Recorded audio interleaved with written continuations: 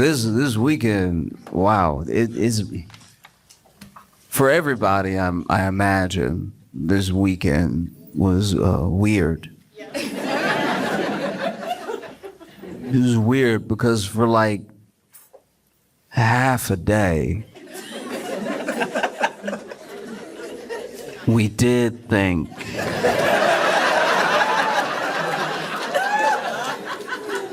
half a day.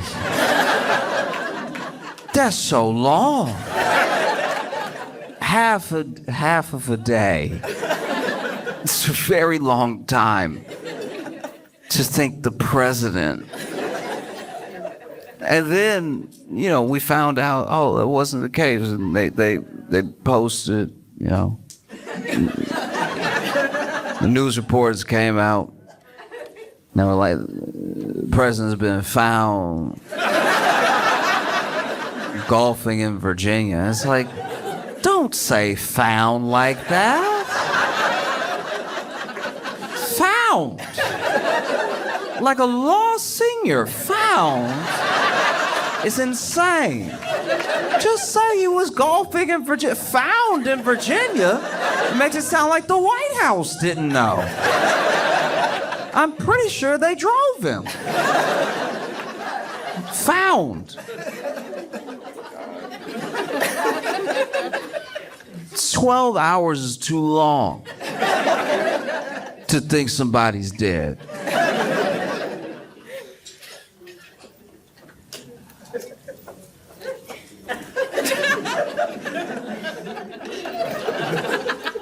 My buddy lives with his grandpa. And every time he thinks his grandpa's dead, he finds out in about 5 minutes.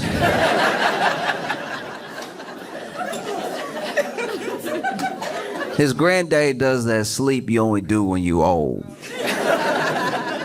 You know that sleep where you like...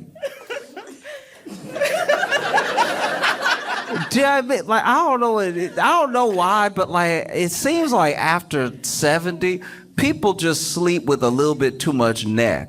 You know what I mean? Like, his granddad can't just go to sleep. He always hit the... Like, that's a very dead way to lay. That's how Talia died at the end of Dark Knight Rises. She like...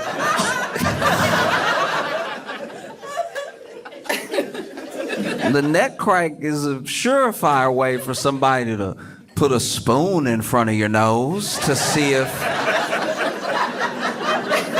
you're still kicking. He does it a lot, apparently, you know, because his granddaddy sleeps pretty deep. And there's that whole thing about sleep being the cousin of death, and I think it's his granddaddy's half-brother, because... Not even a snore, not even a... You know what I mean? He said he always thinks his grandpa gone when he take a nap because the way he falls asleep, which, to be fair to my friend, this is... I've never seen this in anyone else in my entire life. But he said his granddad will go take a nap. He'll announce it too, like, I lay down. And then he goes to lay down, whether it's on the couch or it's in his room, and lays his head back.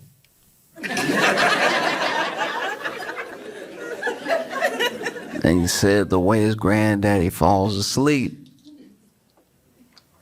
is he takes a deep breath. That's a great way to look dead. This man goes to take a nap, lays on the couch and goes...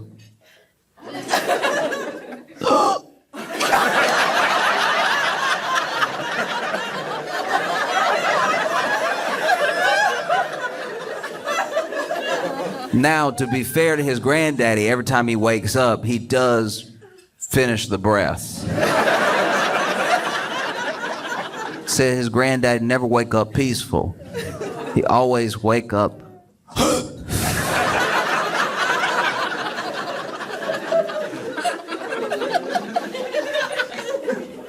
But even then, he's never wondered if his granddaddy was gone for 12 hours.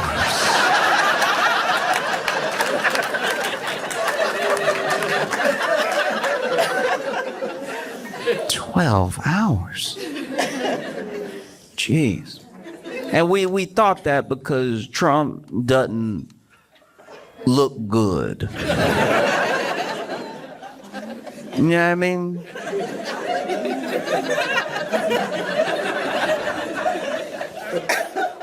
He just finally looked like he act like. You know what I mean?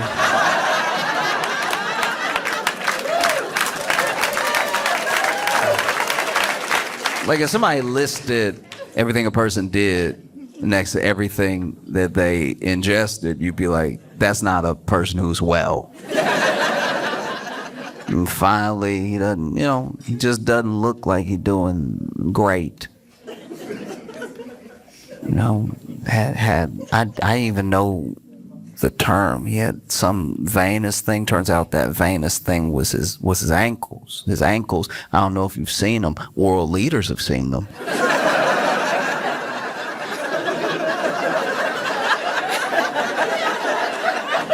World leaders have had to sit there and not look.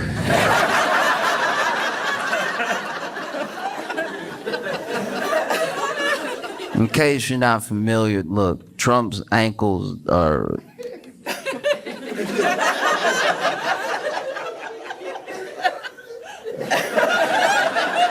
No, his ankles just sitting there looking, caked up. Like...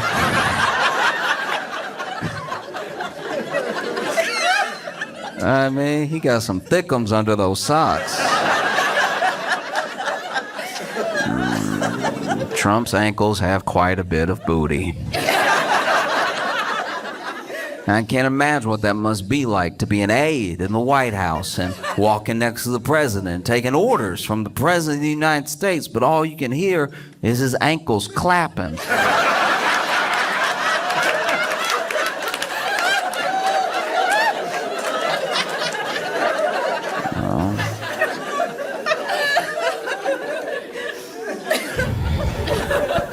Yeah, it's tough.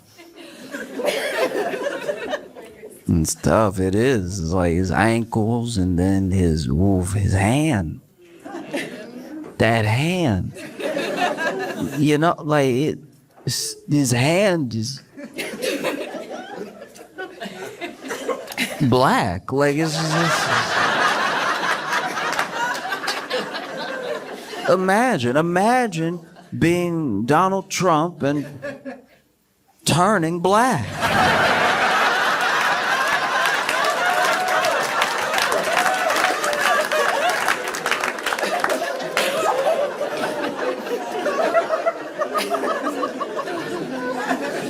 No one's more upset than him.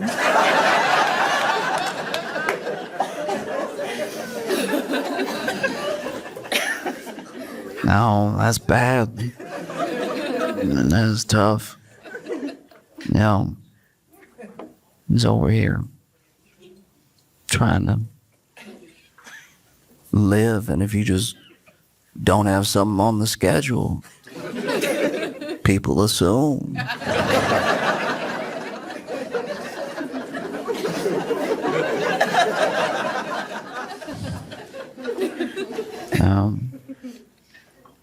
It's funny too because I go back and forth with friends. I have friends that are sort of across the political spectrum. I have these friends who, whether they tell me or not, I know that they voted for Trump. At least one of them, pretty sure, voted for him 3 times. Every time he could, he did. And so we'll go back and forth all the time. We'll mostly be arguing all the time. And we argue about a bunch of things that aren't Trump as well. Like sometimes we'll just argue about like whole social issues, whole different policies and everything. And maybe it's because I've known him longer than Trump has been president that I feel like having those arguments is to me, worth it. I don't ask anybody else to do everything that I'm doing, but I think that there is something to get to the bottom of, and it's what we are gonna do when he's gone. Do you know what I mean? Because I think that right now it's easy to put everything that's happening and how we feel about each other on one person, because it's sort of the catalyst for all this stuff. But the groundwork was being laid long before he ever became president. And so whenever he's gone, we're all gonna have to figure out a way to relate to each other. Because it's not as if all of the problems begin and end with him. He's just one of them.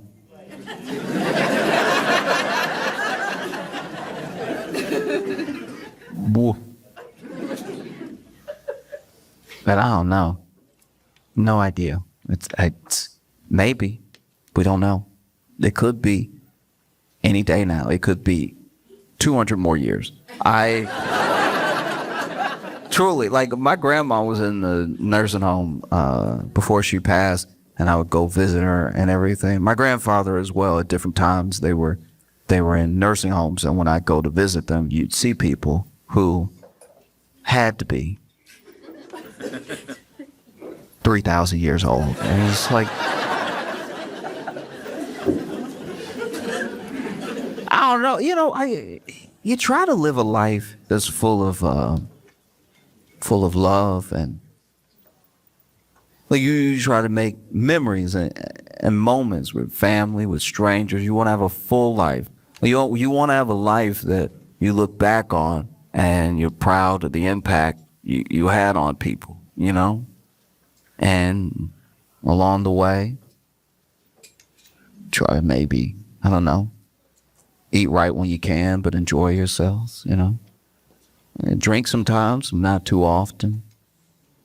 Maybe party a little bit when you're younger and wean off of it as you get older, but do your best to have a really impactful life, even if you never become whatever it is, like rich, famous, popular. You're someone who, by being in other people's lives, their lives are richer. And same way that trees in the forest have roots that overlap, your life impacts other people's lives. You create ripple effects and create positive change in the world. And hopefully by doing all the right things, you have a good long life. Or you could be the devil and probably live way longer, like way longer. So many of those people in that nursing home were very mean. They were so mean. I was like, man, life must run off hate fuel. How are you this old and mad you're alive too? Be sitting there, nothing keeps you alive longer than sitting in a rocking chair and not rocking.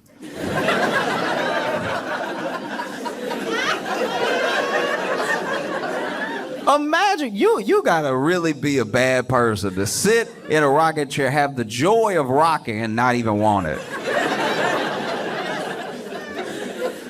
My friend said, he went through a similar thing. He would go to the nursing home, visit his grandparents and stuff, and he said every day there was this old dude in a rocking chair, not rocking, sitting there, arms crossed in the chair.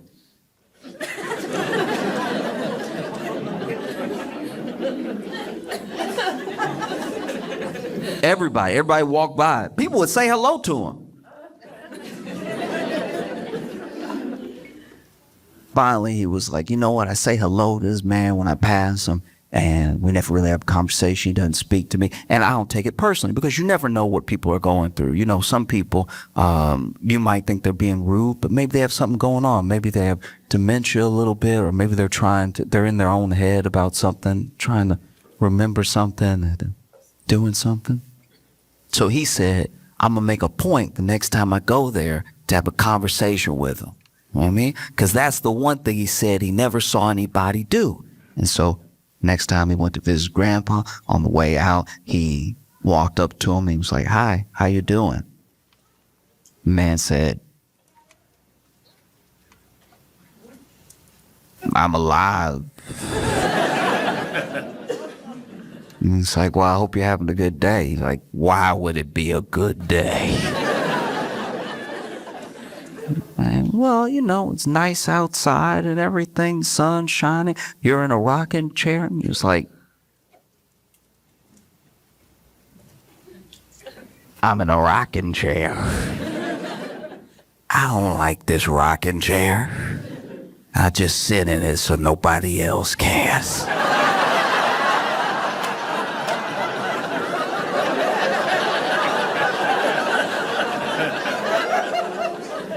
It's easy to put everything in the way that we are now and all narratives and all discourse on just one person. It's easy to do that, especially when that person looks like they're driving all of it, right? But the ground was laid for this person long before they came into any sort of political picture. You know what I mean? Like for a long time, people have felt like there was nobody who was looking out for them. For a long time, people felt like it would take somebody who could not be bought by Washington or Wall Street's special interest money, or couldn't be twisted in whichever direction by lobbyists, or was looking out for people because they weren't motivated by money, and they weren't motivated by the promise of getting rich, and the thing that we came to believe as a country almost. You saw this way before Trump ever entered the political picture, is that if someone was at least independently wealthy, maybe they wouldn't be swayed by the money. You know what I mean? And there were those people across political spectrum that felt like there was no one looking out for them, that slowly everything that was their quality of life and everything that they earned was eroding away piece by piece, right? And that they just needed someone to step up who would stand in the way of all that and wouldn't be swayed by it. And unfortunately, that person never showed up. But and so I have these arguments with my friend, and there was one point where going back and forth for a while, because I felt like for everything that he said, I was saying something that was a reason why he shouldn't trust Trump on it, or why I didn't think it was something that was going to happen, you know? And finally he goes, well, you know, he's a businessman. And I had heard this before, and he said he's a businessman. And I was like, oh, he's a businessman. He's a businessman. He is a businessman. He's a businessman, though. No, like he is a businessman. He is a businessman. He is a businessman. He's a businessman. He is a businessman. You said he's a businessman, and he's a businessman. You told me he's a businessman. I've heard this before. He's a businessman. I'm just making sure that I understand what you're saying. He's a businessman. He is a businessman. He's a businessman. So even you didn't say good businessman. You said,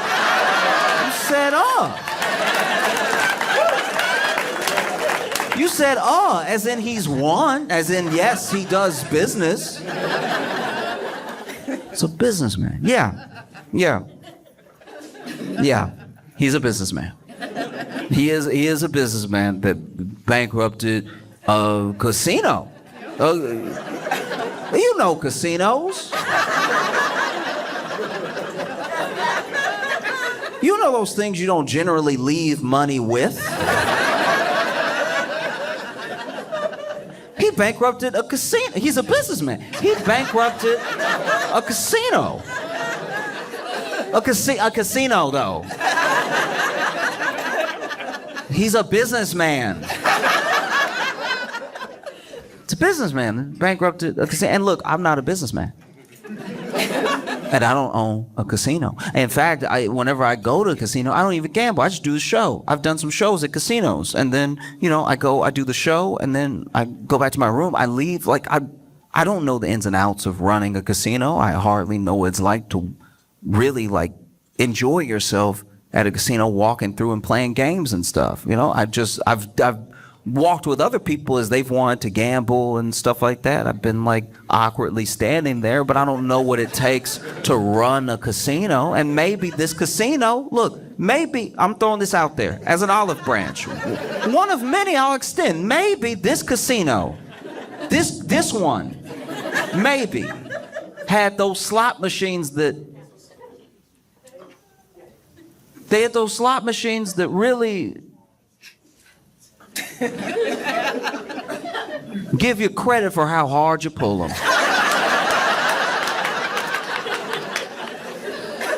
You know what I mean? You pull that slot machine as hard as you can, and the slot machine's like,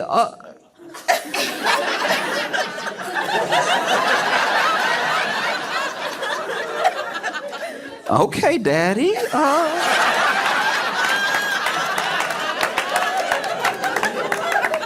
Nah, I gotta get you a little something for that. No, I don't know, but he knows because he's a businessman. He's a businessman. Maybe I'm throwing it out there that at this casino they had, working for the casino, blackjack dealers that were as bad at blackjack as me. Maybe. The dealer, you'd be at his table and he was like,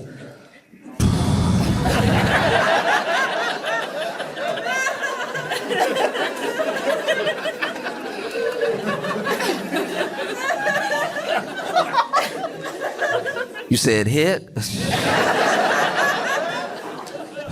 You sure? Okay. And you win again. All right, wonderful. I don't know. He probably knows because he's a businessman. Maybe this was one of the only casinos in all of America, maybe in all of the world, the only casino with clocks.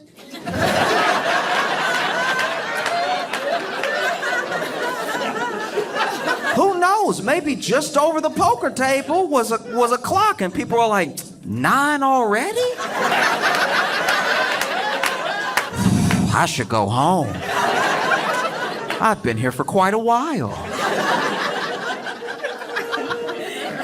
I don't know, but I'm sure he knows because he's a businessman. He's a businessman. Bankrupted a casino. A businessman. And look, it's a casino. I can't think of a better... People come and drop off their money and leave. I can't think...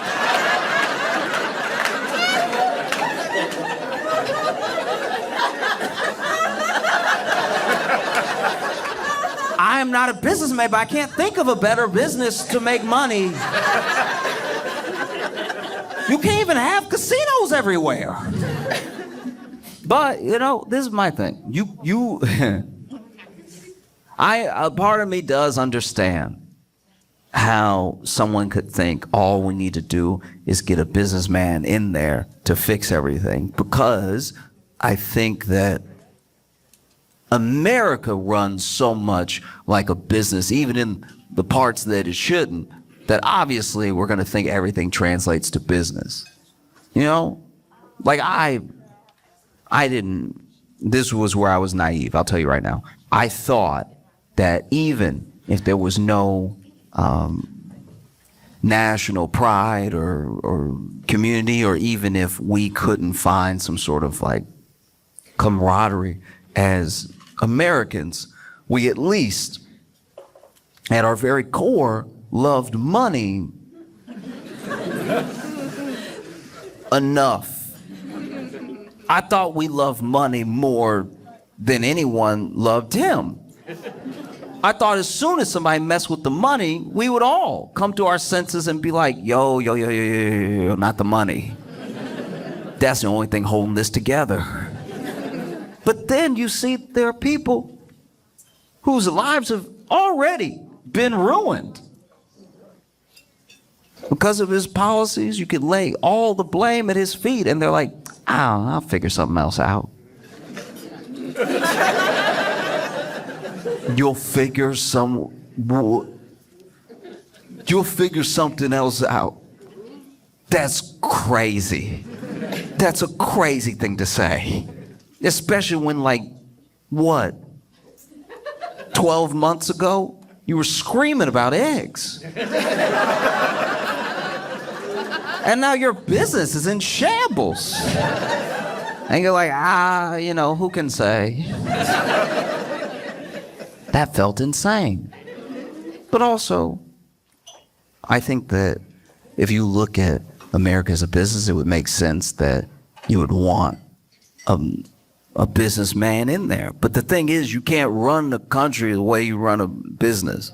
You know, a company, if they are in dire straits, could lay off half their work staff and then try to keep things going, use that to stay afloat. A company can buy back its own stocks in an effort to enrich itself as a company, make those stocks worth more. A company has a fiduciary responsibility to its shareholders. A company technically does more for its shareholders than the government does for its people.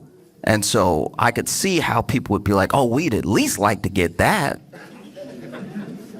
That'd be nice, some dividends or equity, something. We'd at least like to feel solvent. No. But it just doesn't work that way.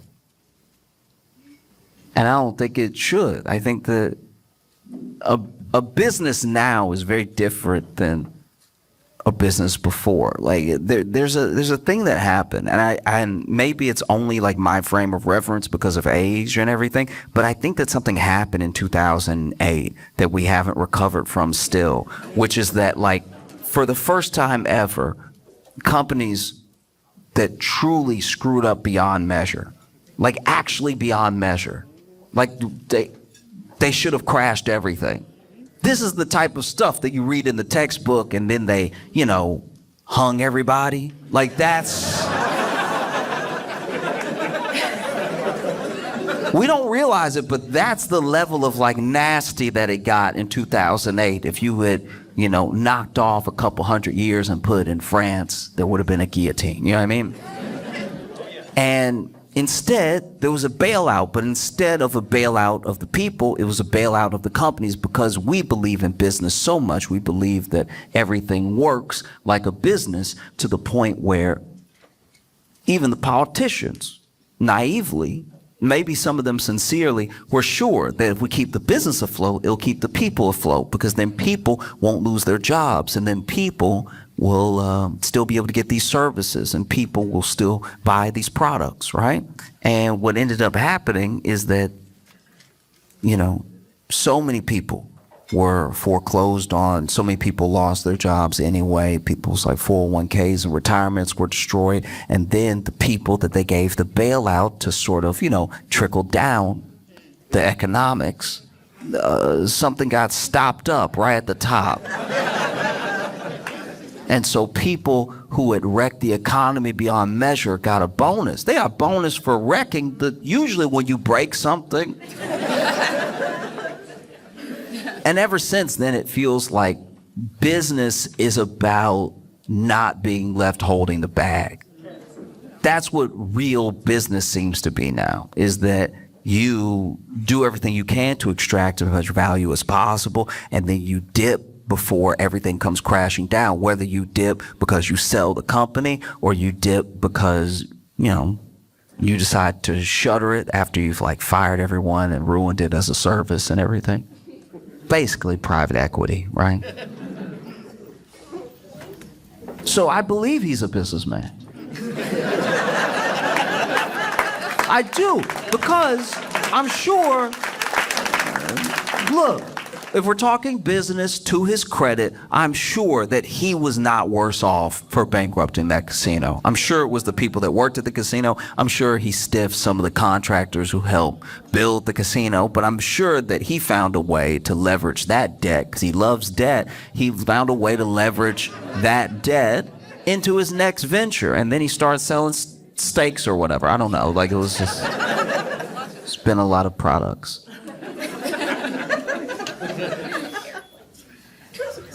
You know what else it is too, is that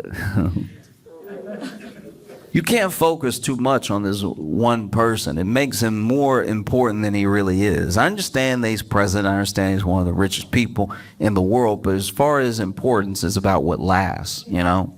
This dude, no wonder we thought he was gone. He went on Fox News.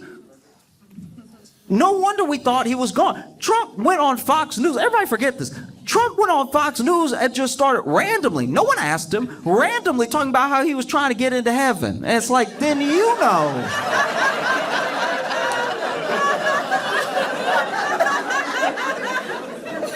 One thing my buddy's granddaddy never does is talk about the afterlife. Gets up, watches his shows, takes his naps, gets up and eats, and repeats. If he was pontificating on heaven, I think people would just start assuming that every nap really was the last nap. No. It's because, you know,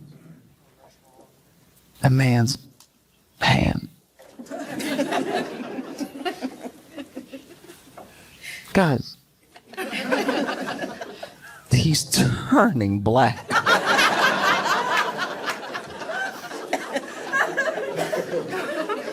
But I don't, look, I truly talk about Trump because he's in the news, but I don't really care about Trump. I care about people. What's going on with people? All of this is going to outlast this one person, you know? And even in California, you see in California, where there was one case, it seems contained and already treated and everything, but it is happening. One case of plague. You know plague. You know plague. Plague. Some would ask which plague. Apparently, the.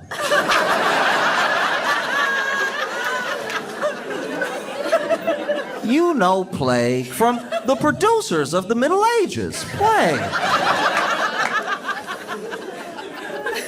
You know plague. Don't act like you don't know plague. You know plague. It's plague. The reason Europe's not bigger. Plague.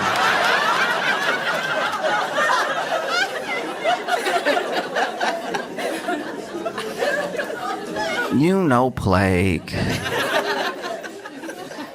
And no matter how much you may hate Trump, you gotta admit, this is some pretty bad luck. He 2 for 2 on presidential terms and plagues.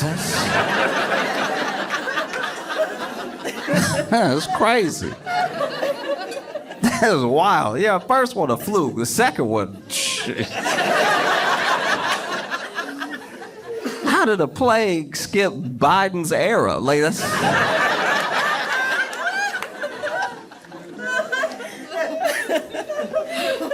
Plague. Because that's the fear, is that, like, yes, they found one case, they treated it, you know, they've even traced it back to a particular source, because it's really a climate change issue, because basically the fleas that carry plague are thriving right now in the warmer climate, and so then they're hopping on more rats, and then the rats might come in contact with people, right? And so there's always the fear, the possibility that it isn't just that one case, and it isn't just contained to California. There's a real fear and a possibility that plague could have spread to the president's hand. Like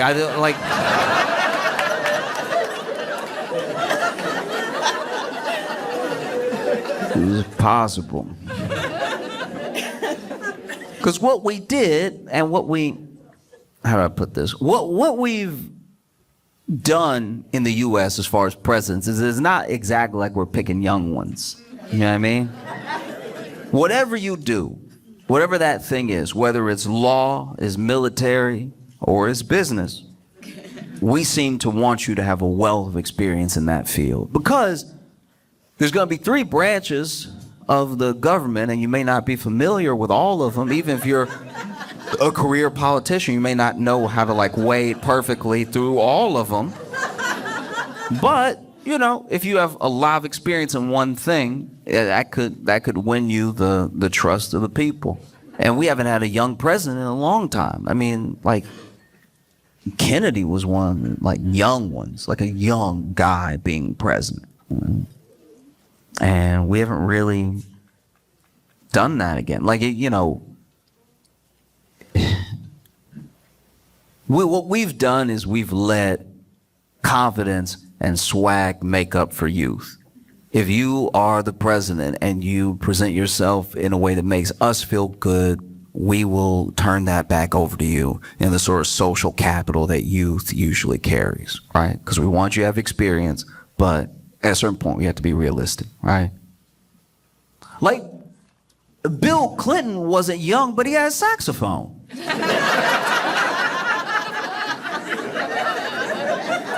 We had a saxophone, so we defended him. We were like, that shows lung capacity. Have you heard him play, though?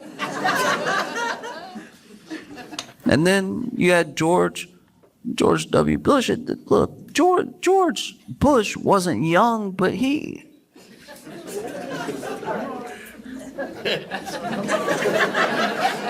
I don't know, he just had like a childlike wonder to his...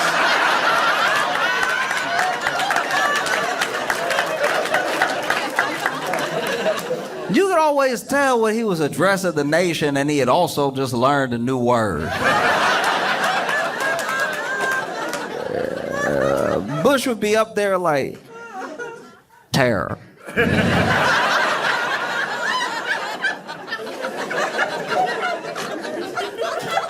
Did I do it good?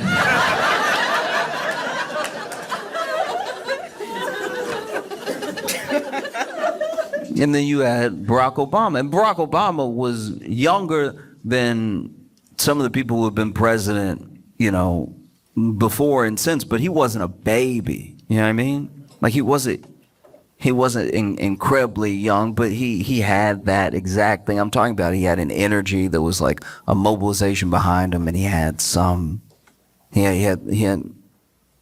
like some measure of charisma that made up for any youth he might have been lacking. You know, I remember when Barack Obama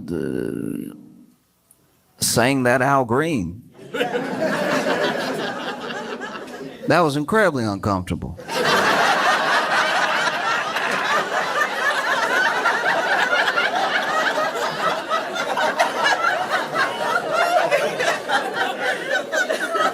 No, because when it happened, I was at a get together with a bunch of aunties going, "Oh, Barack." I'm like, no.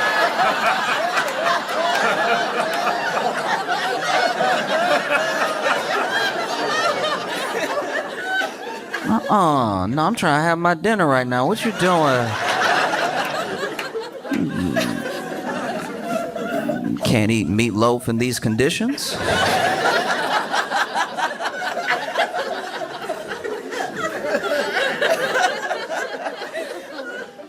And then you went from Obama to Trump. And Trump had that energy. He had people behind him, and he came off youthful because he was like a schoolyard bully.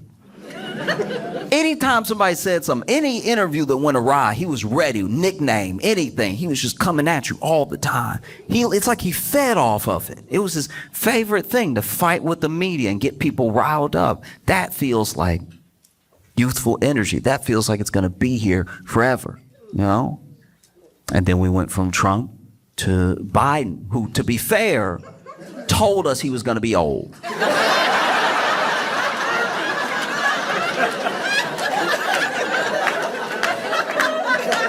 I've talked about this before. We were coming at Biden. We asked Biden, and Biden was like, "Are you sure? I got a Werther's in my mouth right now."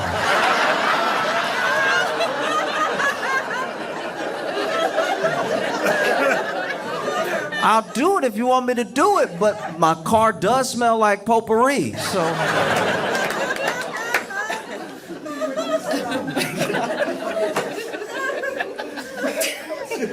I'll do it. If y'all want me to do it, I'll do it. For real. If y'all like, no.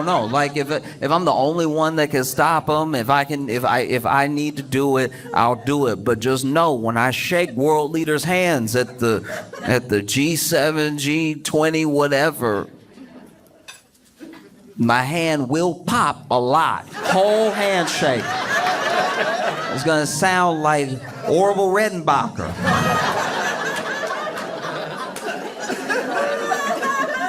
But if y'all insist.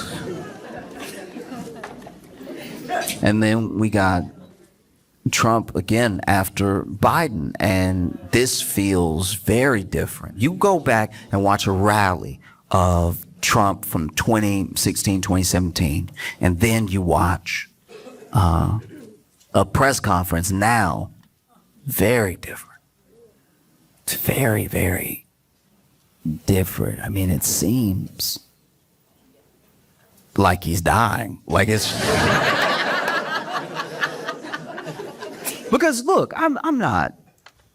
It's not lost on me that to be an American, to live in the U.S., you have to become, or at least have an understanding of what you need to do to be a semi-good capitalist, right? And there are people that ask the question, how can you fight for a more equitable world while you're living in a system that is corrupt? And I look at it the way I look at when I travel and I meet people who live in the country, but they don't speak the language, right?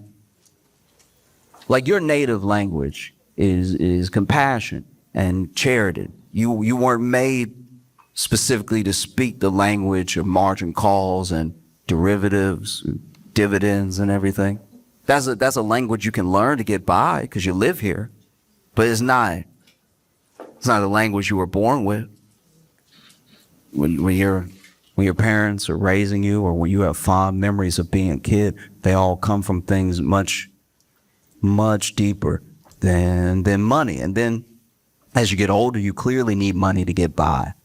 That's no crime. Like, you have to function as a society. So you learn how to move with money as best as possible, but you can get distracted. It can take you to a place that makes it hard to remember your humanity.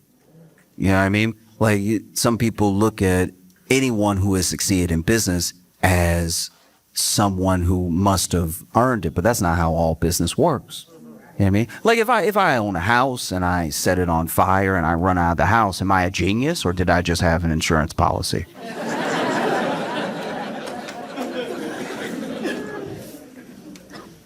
Maybe both, but maybe I'm a crook. You know? Like, only solvency that you have to contend with is your soul. You know what I mean? The solvency is defined by a company's ability to pay its long-term debts, right? If a company's not solvent, you have no trust in that company, and you probably shouldn't invest in that company. And as long as we're keeping it to financial terms, a soul works in a similar way. Depending on your belief system, depends on if your solvency, your long-term debt is to God or family, your community, or a cause. But, like, you can tell the difference between a religion and a cult by how they measure those solvencies. You know what I mean? I'm not saying that every major religion doesn't have its blemishes. It has people, so it's going to have plenty of mistakes in its history. But, a religion that only speaks to what is deeper about you and what is in you and what happens outside of all of this is probably worth looking into, worth reading about. And anything that brings it all the way down to the material good is probably a cult. You know what I mean? Just because a cult usually wants your money. They start off pretty good. A cult usually starts off with, like, a great party or something, and then, like, I don't know, in about 3 weeks they're like, hey, how much do you make? Dividends work the same way. Dividends get paid out. Companies will pay dividends to their investors, and those dividends go to shareholders.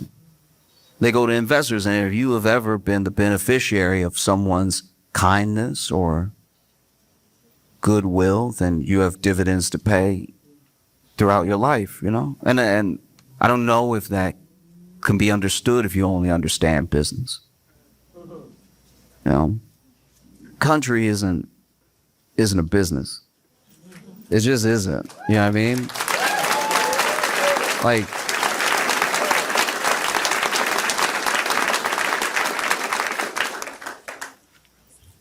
but who knows? He's a businessman. Like, maybe he's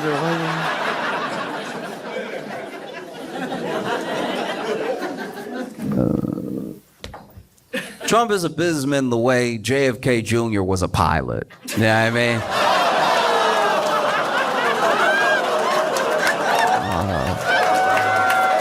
Oh, all right.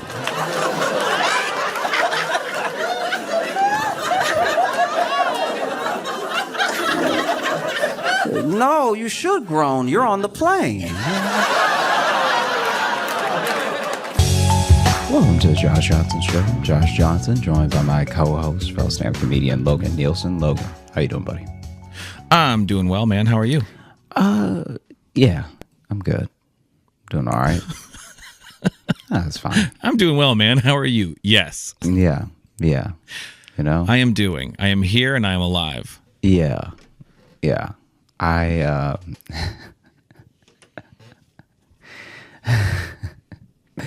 Okay, so, and this is not, you know, I understand this isn't gonna resonate with a lot of people, but have you ever, one second, sorry.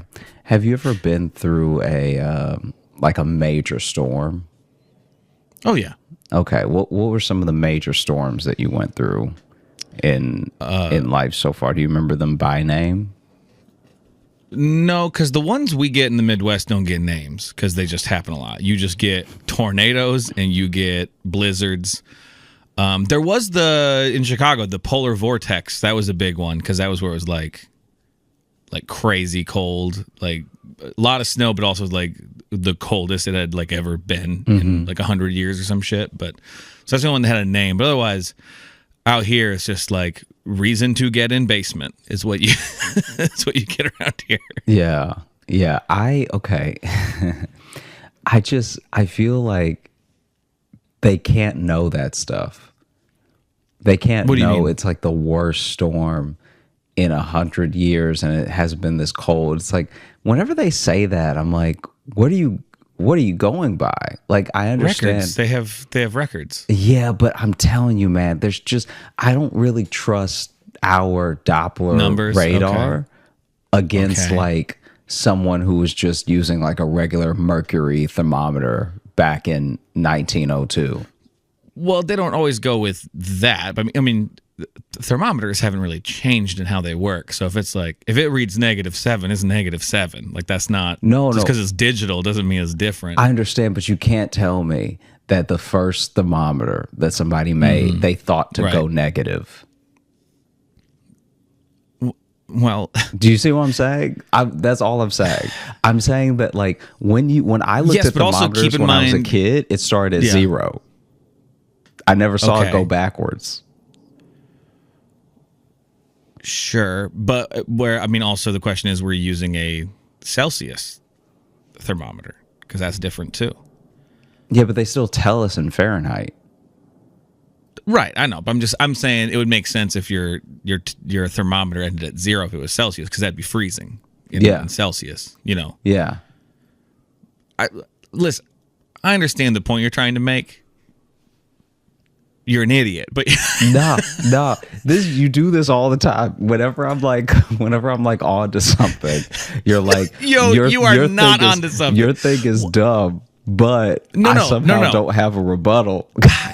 Because my rebuttal would be the boring nature of just getting into how the like weather records are kept. I used to work in TV news, so I worked with like meteorologists and stuff too. I understand. Part of why they always say it's our worst storm in 100 years because that's where our records go back to. It's not because they're like oh, definitely this is the one. It's just that's like they've been keeping those meteorological records since that time. Yes, predictions have gotten different, but they can, after the fact, they know how to, like, measuring how a storm affected after the fact hasn't changed much.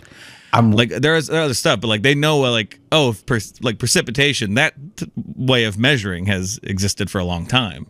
I'm totally with you. Sure. I'm just saying, I'm not even talking about predictions. I'm talking about like when they say, oh man, nothing is hit this hard in like 200 years or whatever.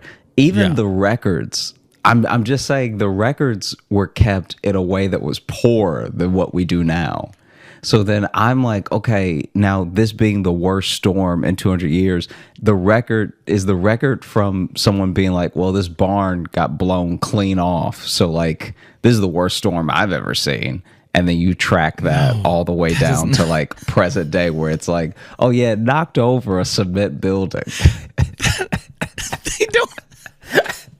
They don't measure storms by buildings. Hey, you don't know what they were doing back then, all right? Yes, we do have the records of how they measure. Nah, the records, okay. See, and then this is what you do. When I have valid points, you just go, nah, and repeat what I say, I don't go, but in nah, a dumb guy voice. Nah. You go, nah. Ooh, building. Like that's how you respond. And you always act like that's a valid rebuttal. 100%. Okay. Yeah. You're a confident fool. That's what you are. No, you are the fool. All right. You're the fucking fool. You are a fool. Okay. You are a goddamn fool. Remember that. All right. Before you go to sleep tonight, remember, I'm a fool. Before your eyes close. I think every time I sign onto these calls, because I'm like, this is what I've done. This is what I've chosen to do with my life. You are a fool. You're a fucking fool. You fool. Remember that. So anyway, the whole reason I bring it up is because there was this storm. Let me see. I think it was Kansas. There was a storm that hit Kansas really bad. This is and this, like recently? No. This is years ago. Okay, but I was gonna say if it like just happened, cut in this part because this just seems rude. No. Just hear me out. So basically, the storm hit Kansas, right? Yeah. But you know how when you're little and your mom will take you with her to the hairdresser or something like that? Yeah. Okay. So this is a thing that I remember from when my mom took me to the salon with her and all these women were talking and stuff like that. And there's nothing to do but read magazines that I also don't care about. Like the magazines at the salon would have like maybe a Teen Vogue once in a while, and I could see what Avril Lavigne was up to. But outside of that, it was who was like, who was leaving who for who in Hollywood and all this stuff that I just at like 8, I didn't care about. But I remember this story that this woman under the dryer was telling, and I remember because she was telling it loud as hell, because you can't hear yourself as well when you're under the dryer. And there was this storm that was happening in like Kansas or something, and it was really bad. It was like make national news bad, right? Yeah. And this guy was supposed to be in Kansas on business, okay? And his wife, so they don't live in Kansas, they live in some other state, but his wife sees the storm, because the storm happened like truly out of nowhere. Like I'm pretty sure it was a tornado, but it like there was really no warning. It wasn't like something that had been building or like the fronts were looking like it was going to develop or something. It was just came and went in like a matter of several hours, Right. And so that night when the storm was hitting and it was like making the news that this thing was happening, his wife was calling, right? Then the next day she can finally get a hold of him and she's like, oh my gosh, are you okay? Like blah, blah, blah. And he's like, yeah, babe, I'm fine. What's the problem? And this storm happening and him being fine and not knowing what she was talking about is how he got caught with another family. This dude had another family. So another secret family. And this is also my first. I had a feeling I didn't want to call it out. I'm just like, this story ends with affair or secret family, because that's where a lot of these these stories end. A lot of these people not being in danger, usually with another family, and then they're in danger when they get home. But they're in danger, yes. Yeah. But basically, I remember her yelling this story, right? And I don't know why it caught my attention, but I was just kind of like, that's like something. You know, I didn't know what cheating was back then. I didn't know what any of the like things something. were. Yeah, but I was just like the way that she had captivated the salon. I was all right, this story clearly means something. You know, Yeah. There's something good in this. Yeah. Yeah. No, I feel that. And then you know, as I got older, I was like, oh, okay.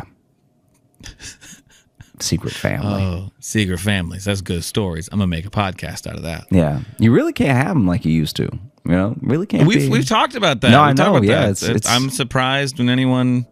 I just saw it. I didn't read the whole story, but it was a news headline that it was a guy. They had found a dead body like in a store or something like that. I can't remember what the detail was. And then they identified the body, and it was the body of a guy who had faked his own death to disappear from his family like 10 years earlier. Mm-hmm. Mm-hmm. I saw that when I was just like, man, it's hard to fake your own death and disappear too these days. Like that's yeah. Not only that. Do you remember that Runaway Bride from like 2005? Oh, vaguely. Yeah. And we were all, that was the most missing a white woman has ever been. Like that was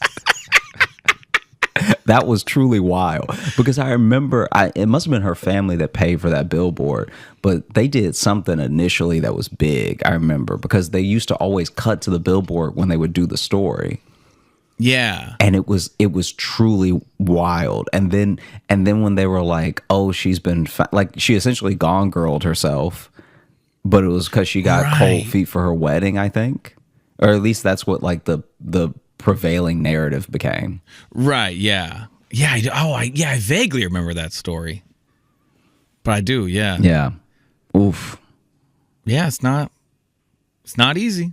It's not easy to fake your own death, have that secret family anymore. The good old days are over. It's also like used to be able to just say, "Oops, I'm dead." Just leave, a pile of rubble somewhere, and then go to the town over and go, "I'm Brian here."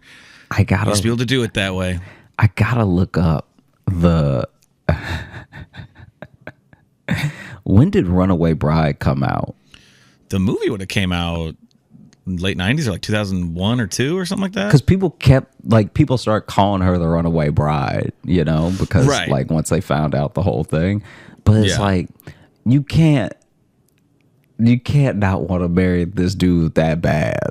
It was one of those things where, okay, but you could at least let your family know you're all right. Yeah. Or like somehow, like just call your mama is all I'm saying. I'm not. Or the life you're running away from is already a second life. You know what I mean? Like it's like they were getting married, so funny. And then the invitation from that got to one of the people who they're in witness protection from, and it's just now it's just a mess. Now it's just a string of runaways. Mm. I did think of another while you're looking that up. I thought of another storm. Mm-hmm. I think I just gotten back to Iowa. Oh no, yeah, I was here. I lived here with Jess when it happened. But there was a storm. It was called like the derecho or derecho a couple years ago in Iowa. That is like, it's not a tornado, and it's not technically, it's not any other type of storm. It's literally just really, really hard winds happen at an instant and just level shit. Like, you want to talk about barns get knocked over like that, like fucked up Iowa. It was like a national emergency too. And like that was one of those things where like I didn't know that could happen. Like it was alarming to be like, oh my God, my state getting hit so hard, and then also being like, wind can just do that out of nowhere in the middle of the country, because it's like hurricane force winds just suddenly. And I'm like, I don't care for that shit at all. No, thank you. No, thank you, Mother Nature. Yeah, no, it's bad. Thanks for that dropping. No, I'm just saying. It's like even the way that you were describing, I was like, yeah, I don't know what I would do. I'm not like when I saw the movie Twister, I was like, oh, that's not gonna be me. But at least you can like see those coming in the sky. You know, you can see twisters beginning. Like the derechos or derecho, I forget how they pronounced it. Like that. Because one of my favorite things about being in a landlocked part of the country, you know, in the middle here, is we don't have hurricanes. And then I was like, shit, we can get hurricanes? I didn't know that. I didn't know we could just get that now. It is like, yeah. What do you call it? Is it the boom cyclone when it's like a tornado of snow? I'm not sure what that's called. Snow clone? I'm sorry that I asked. Yeah. Okay, I found it. So Runaway Bride came out in 1999. 99, okay. Then I said late 90s. I did say late 90s. This Runaway Bride was in 2005. So still when... You nailed that, though. You said 05. Yeah, this is This one stuck wild. with Yeah, it really did, because it's like, this is dumb. This part is dumb. I can admit this is dumb. But when I was a kid, I'd hear and see so many things like this that I thought there were way more people. I thought there was an epidemic of people faking deaths in this country. Like you would see a couple of these a year, like a couple of these Runaway Bride things a year in different formats, like whether it was like a dude pretending he died for the insurance money and trying to collect it or whatever. And so you'd see it so much that in my head I was like, man, nobody really out here dying. Like For a second, I thought you just meant like anybody that went missing, you assumed were faking their death or faking their disappearance. No. I'm just... Like you see a milk carton with a kid on it, you're just like, man, he had some responsibilities. He didn't do his homework. Like, he was like, I'm not doing this physics stuff. I'm out. No, I'm just going to start fresh somewhere else. I'm just going to move to another town and say I'm just a short guy. Oh, she didn't fake being missing. She faked being kidnapped. Ooh, that's even better. Let me see. Okay, 1 second. Yeah. Let's dig into this. This late breaking news story from 2005. Yeah. Okay. Well, it says so. Her name. We're talking Twisters and Runaway Brides, and it's not a '90s movie roundup. That's it. It's her name is Jennifer Wilbanks, and her husband Greg Hudson split in April after 11 years together. And this is from 2000. Oh, it's from last year. It was supposed to be a lavish wedding with 28 members of the bridal party. And what do you mean it was from last year? What do you mean by this that? article's from last year? Oh, this is just like a recapping of the story? Yeah. This recap is from last year. Okay. So right now I'm reading from people.com. Oh, reputable news source. Yeah. Just shout out to People. Okay. Casting the widest net in news. Yeah. Oh, we cover People. She was only out for like 3 days. That's insane. Let me see. Okay. All right. What do you mean out for 3 days? So I think this whole thing happened within a week. This wasn't like a weeks long search for her. Didn't overstay its welcome. Yeah. Okay. Let's see. Okay, I'm gonna go. It was supposed to be a lavish wedding with 28 members of the bridal party and more than 600 guests. But just did you say 28 members of the bridal party? Yeah. Hey, this is a message to everyone out there. Don't fucking do that. Have like 4. Jesus Christ. But look, that shit's every stupid. bridal party. I'll tell you right now. Look. I'll tell you to the camera. Don't listen to Logan. All right. Have enough members in your bridal party to jump them in a gang. Okay. You want to be part of the bridal party, you got to get jumped in, okay? 28 members, that's a family. Just have a family. I don't know. But just it probably means more than just groomsmen and bridesmaids. It's probably just like whoever else. They're like, well, we got to give, cousin Sophia needs something to do, otherwise she's going to cause a fucking thing all day. So yeah, she's going to pout. Someone tried to put me as because they felt bad not making me a groomsman. They wanted to put me in as honored guest, and I said, "Do not do that, because that makes no goddamn sense." That is honor. If you do one, I've never heard of that before, and if you do that, I better be an 100-year-old man who lived through 3 wars. Yeah, I gotta be someone they're surprised is there. If you out here making me an honored guest, we will be enemies after that. Yes. I can't just be some guy. Just days before the April 2005 nuptials, the bride vanished without a trace, sparking a nationwide manhunt. Notice how it wasn't a search, it was a manhunt. Yeah. Her distraught family made the rounds on morning news shows and cable networks, pleading for her return and saying that she wasn't the type of person to run off.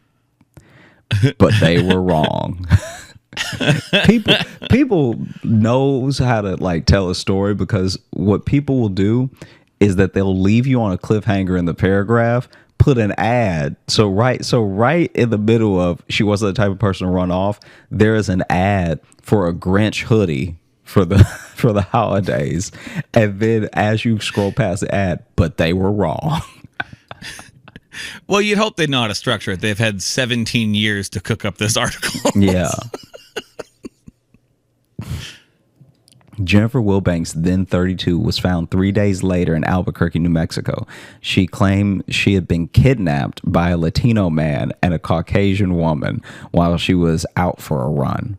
She later recanted that harrowing story, admitting she'd actually fled Georgia on a bus because of personal issues. The wedding was called off, and she and fiance John Mason soon broke up. The case garnered international headlines, and Wilbanks was dubbed as the Runaway Bride. Wilbanks was criminally charged for lying to police, eventually pleading guilty to a felony count of making a false statement and receiving 2 years of probation, 120 hours of community service, and ongoing mental health counseling. A judge also ordered her to pay the sheriff's office $2,550 to cover some of the costs of searching for her, which this is too far. Because this is what I will say. As much money as the police waste not solving crime, you can't then just put the tab on the last person to get caught. You know what I mean? That's like when everybody's speeding and they finally catch the person at the back of, like, at the caboose. And now that person is like, oh, well, I got to give you an extra fast ticket because I couldn't catch the fastest guy. I don't think that's how it works. $2,550 is pitch and pennies. All right. It could have been an even $2,500. I mean, that's also not much for making a potentially nationwide search for somebody, and then you made it up. I mean, I get that. I understand that. And frankly, I'm surprised it wasn't more. $2,000, that's shit. I'll run away and fake my disappearance right now for $2,000. You kidding me? That's wild. Okay, yeah. No, I'm with you. Fine. You made it like 200,000, like shit. Man, don't do that. But now it's like shit. I might fake it today. But this is why it bothers me. She also agreed to pay $13,250 to the city of Duluth, Georgia, to help pay for the overtime costs the city incurred searching for her. Right. So it's like you got to pay the sheriff specifically for their little $2,500. And what's the $2,500 for, really? Because you didn't find her. So whatever y'all were doing wasn't working. Feeding all them search dogs. Get them off as prime rib steaks, okay? Start feeding them like regular dogs. I'm just saying, I got a dog with prescription food. You kidding me? That shit's expensive. They make it a fleet of working dogs. I don't think they call it a fleet, but... And now, 16 years later, Wilbanks is quietly living in Gainesville, Georgia, and working as an HR director at a telecommunications staffing agency where she has worked since 2015. You need to tell me all this. She's in there as an HR person being like, listen, you can't run away from this conflict, and everyone being like,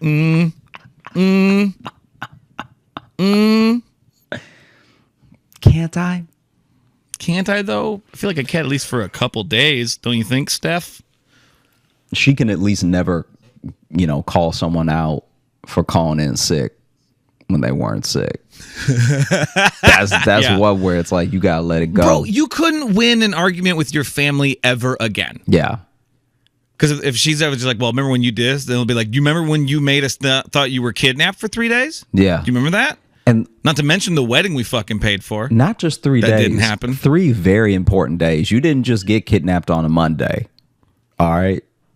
You pretended to get kidnapped while we were all gathered there to celebrate you. All gathered there with rented clothes. Yeah. And then we had to go searching for you. Nobody owned the pants they searched for you in. Yeah. No one had a search tuxedo. No one's got one of those ready to go. And if you do, you're a murderer. Okay. If you do, you got bodies. Yeah. Okay. Will Banks fell in love again in 2010, this time with Greg Hudson, who owned a landscaping company. The couple got married, but people has learned that they quietly divorced in April. According to they still got married? No, this is a different guy. Oh, different guy. Yeah, okay. Different guy. And when did they, not to go through all of her shit again, when did they get married? I'm sorry. They got married in 2010. So it's like, you got 10 years in there. That's not bad.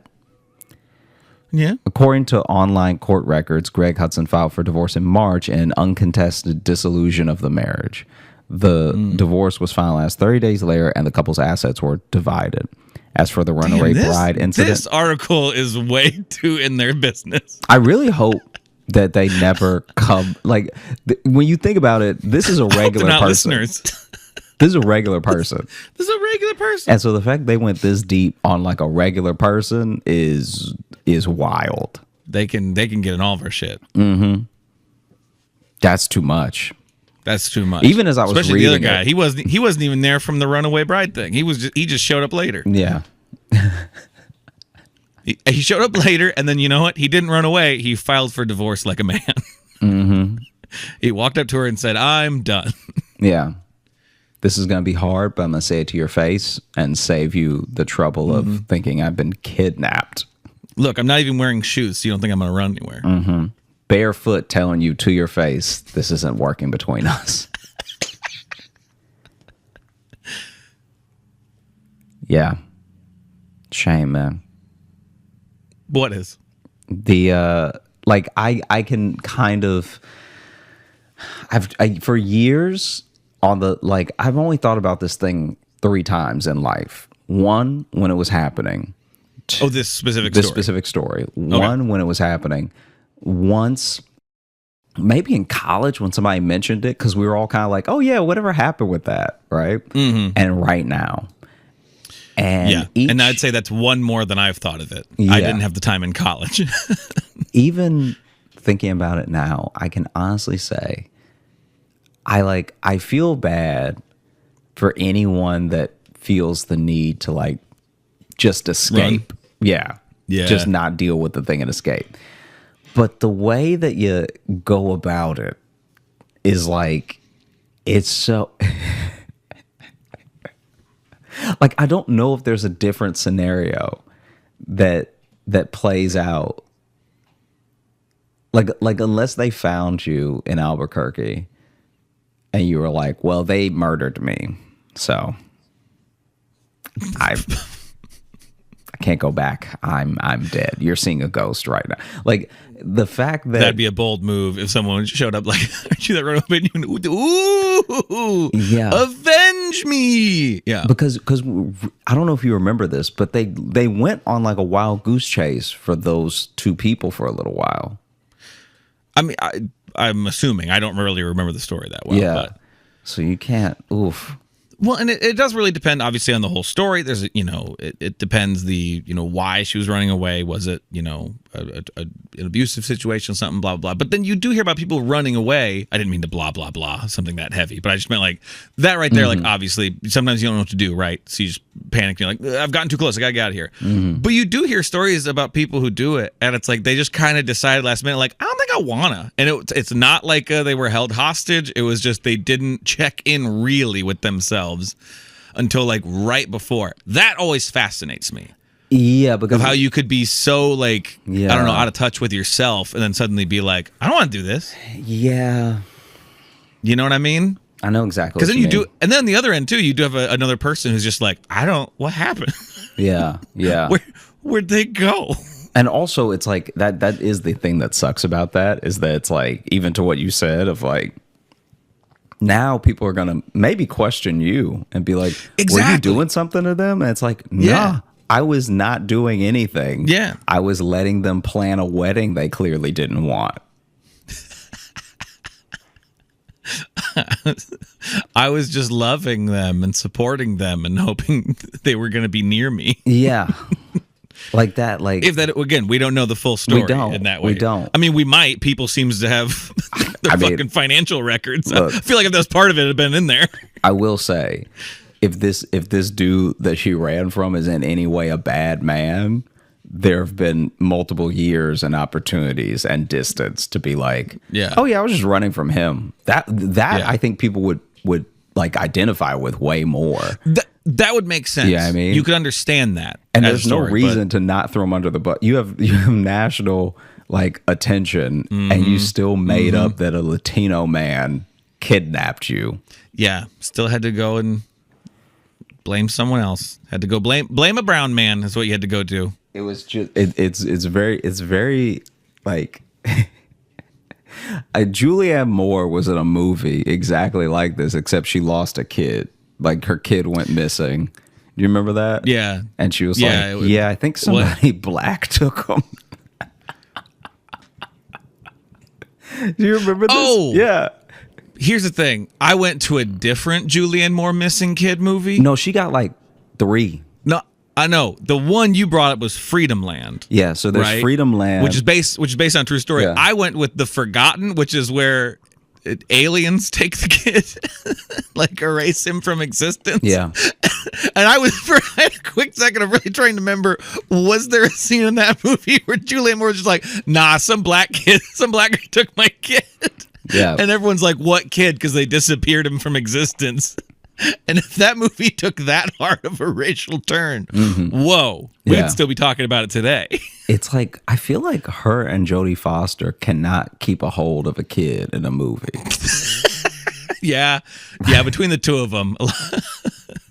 It's just always some distress. Just like, what are Yeah. you talking about? They were just. There's nothing that I love more than like a movie night in, and you're just chilling, but someone is screaming, "Where's my family?" You know what I mean? Like someone on the TV, I'm hoping you mean. Yeah. Someone on the TV is just grabbing people, and they're like, "My family, you've met them. Why can't anyone tell me where my family is?" Oh, if you remember the movie Ransom, the Mel Gibson movie. Oh, you don't remember that one? Oh, okay. Well, it's just his son gets taken, but it has one of the best lines to just yell. It's very pleasing to yell. Just go, "Give me back my son!" It's so pleasing to just shout. Did you ever see? Try it. Give me back my son right now. Give me back my son. Come on. Nah, now. I don't want him. You didn't even try, you coward. I don't want him. I really love the Halle Berry By the movie. way, feel free to leave 5-star reviews that just says, "Give me back my son." It's my terrible call to action. Did you ever see the trailer for that Halle Berry movie where she like? I guess she works at. I'm mixing up Halle Berry movies now, but I think she works at a crisis center. But then someone kidnaps her kid. Woman. I don't know if I think you're mixing up too, because I think the one in the crisis center, it's not someone takes her kid. I think someone gets her on hold, and like there's someone who's being kidnapped. Oh, I see. Okay. And so she does. I don't. Is that called Crisis? I'm not sure what that's called. Yeah, I don't remember what it's called, but I have no idea. The thing that's very funny in that trailer is like Sally and I laugh about it all the time, where she corners one of the people and she's like, "You took the wrong kid."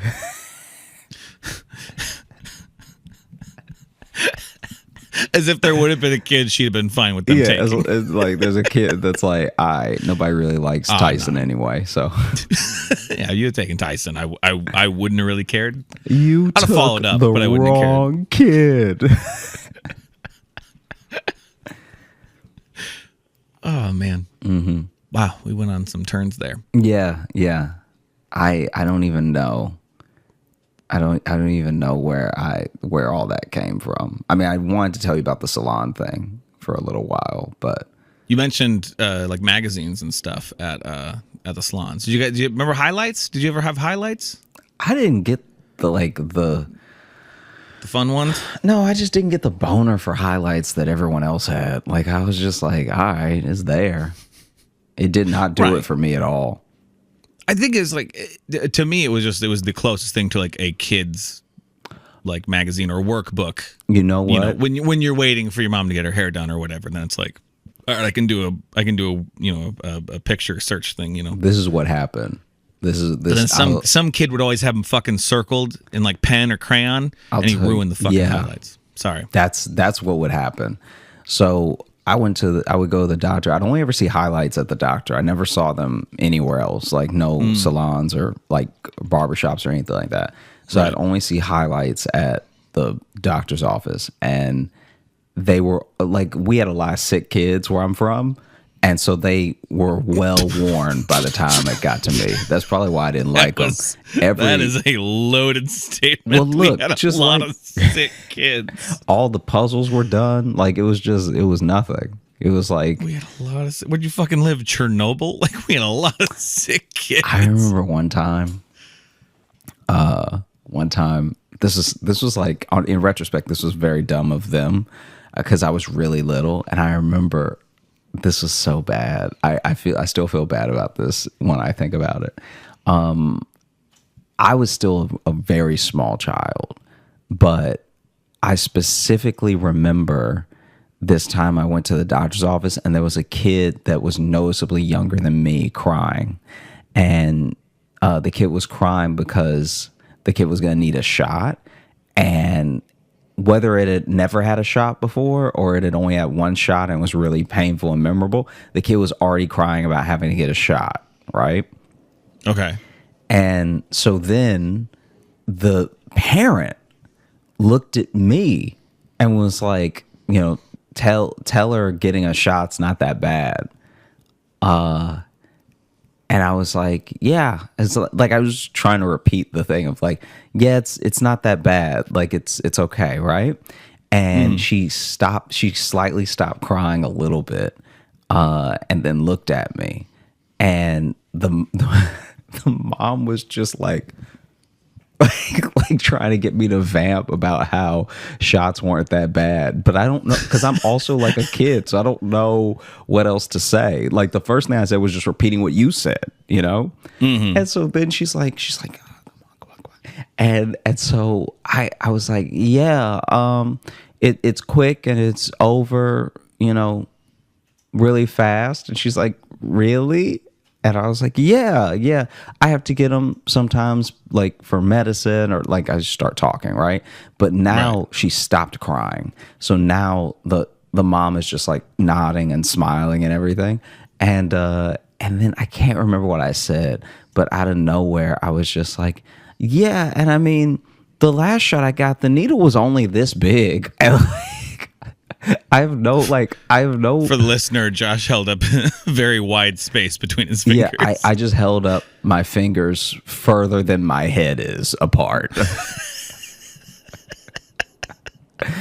Which, if you're a little kid, would like go through your arm. Yeah. And so then I was just like, yeah, it's only like this big, and her eyes got wide and she freaked out and started screaming and crying more than she was before. And the mom, like, she wasn't rude or anything, but she looked at me like, you were doing so well until that last thing, which is Didn't also stick like the landing there. Which is like, I just let it weigh on me, because even my mom then jumped in, was like I think she put her hand over my mouth or something. Like,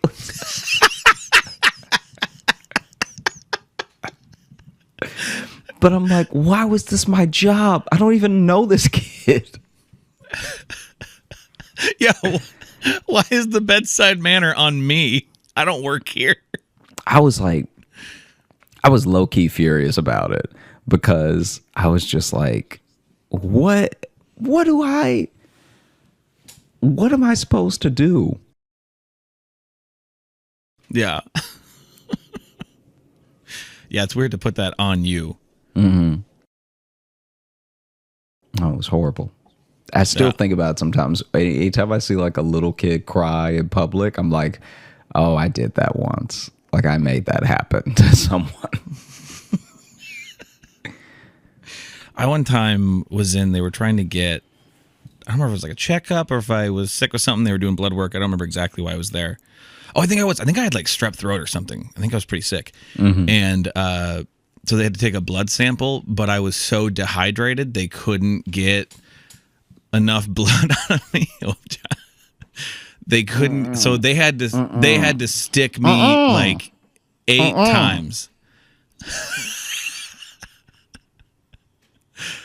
They had to do like several times in both arms, and then they had to go. They had to go to the veins in my hand. He took his headphones out.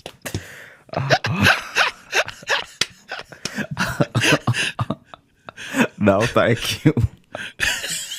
I'm done. Ooh.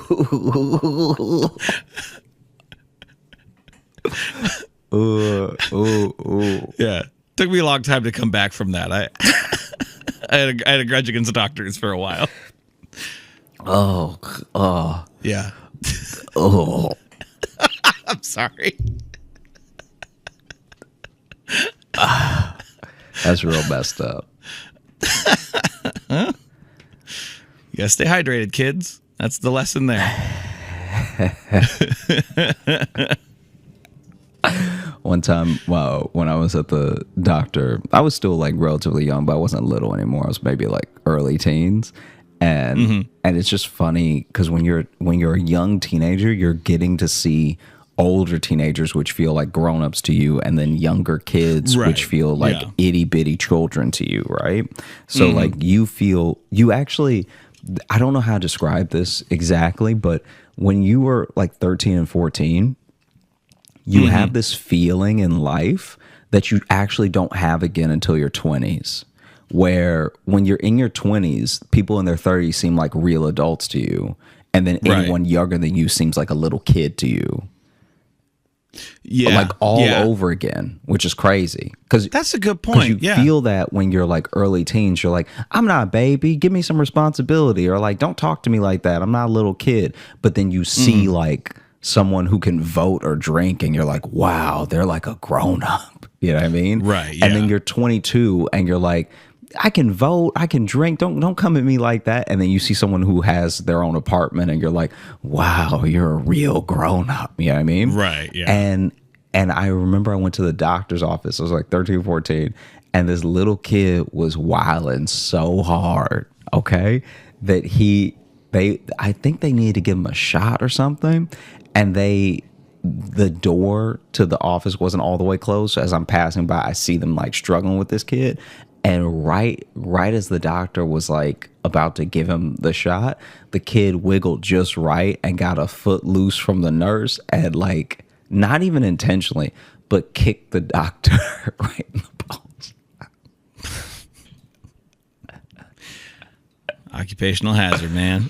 And so he stumbled back, and I'm pretty sure he gave himself the shot, because the way he had to grab his balls after he got hit, he still had the syringe in his hand.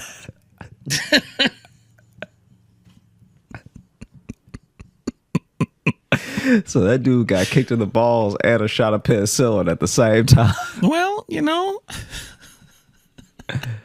God damn. Yeah. I hate it so much going to the doctor. I would like, I think I even told my mom one time, I was like, just let me be sick. Like, just let me be sick. Like we really don't need to be wasting the money. Like I'm not that sick, you know? Right. Just come on, just let me sniffle it out. Like, don't do this, because you're gonna ruin my whole day. Yeah, because it always became it always took up your entire day, because you got there, you had to wait even though you had an appointment, and then you had to go pick up the prescription, which was never like on time.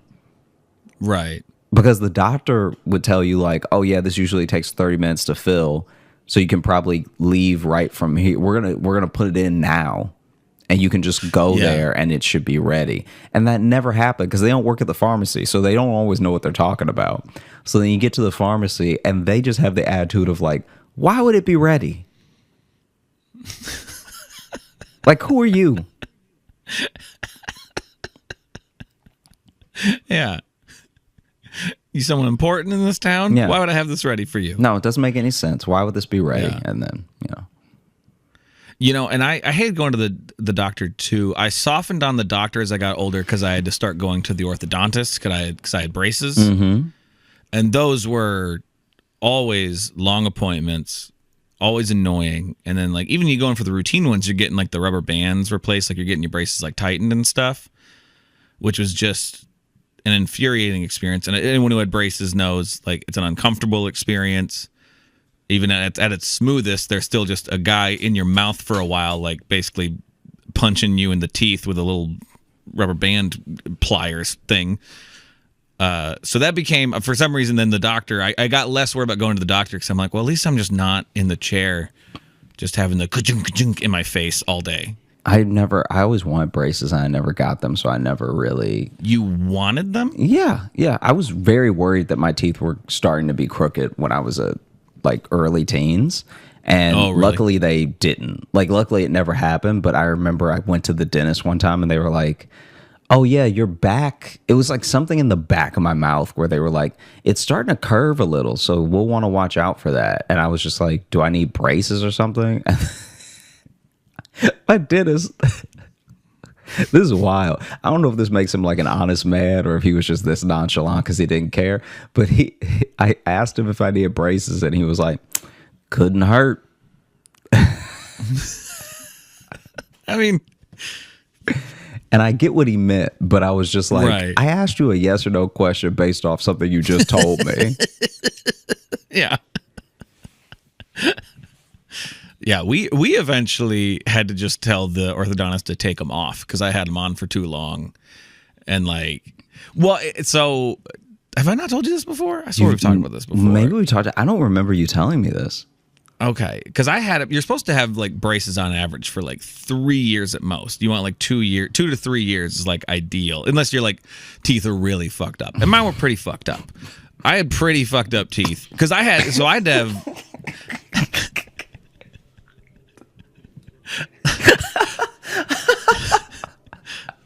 I mean, I had to have dental surgery when I was like 11 or 12 because I had teeth coming in under other, like I had extra teeth in my head just coming in at like wild angles and underneath. I had one that was coming in underneath some of my bottom teeth. There was one coming in like sideways. Just my teeth. I had a bunch coming in just all wrong. Your teeth were weeds. Kind of. So they had to do surgery just to like get some, because if some of those would have come in, it would have just completely messed up like any of my teeth. So we basically had to have surgery for them to go in and like take out the extra teeth. Like I just had too many teeth in my head. This is insane. We've definitely never talked about this. You never said these words to me, or else I would have remembered it. This is insane. But so I had to have surgery. I had dental surgery when I was coming into my head. Coming in my head and coming in wrong. It wasn't just that there was too many. They were all doing teeth wrong. Oh, but so I had to have surgery to get teeth removed. That was my first time like dealing with anesthetic and stuff like that. Like that was a wild. trip. I wonder if teeth talk. Like I wonder if teeth are just like, excuse me, this is the direction you're taking. Yeah, this? I wonder if teeth are like, hey, you gotta get in this mouth because this mouth be eating all the good stuff. This is the place to be. And so then more teeth try to join the party, and then it becomes that house party where you're like, how do I know you? You don't need to leave.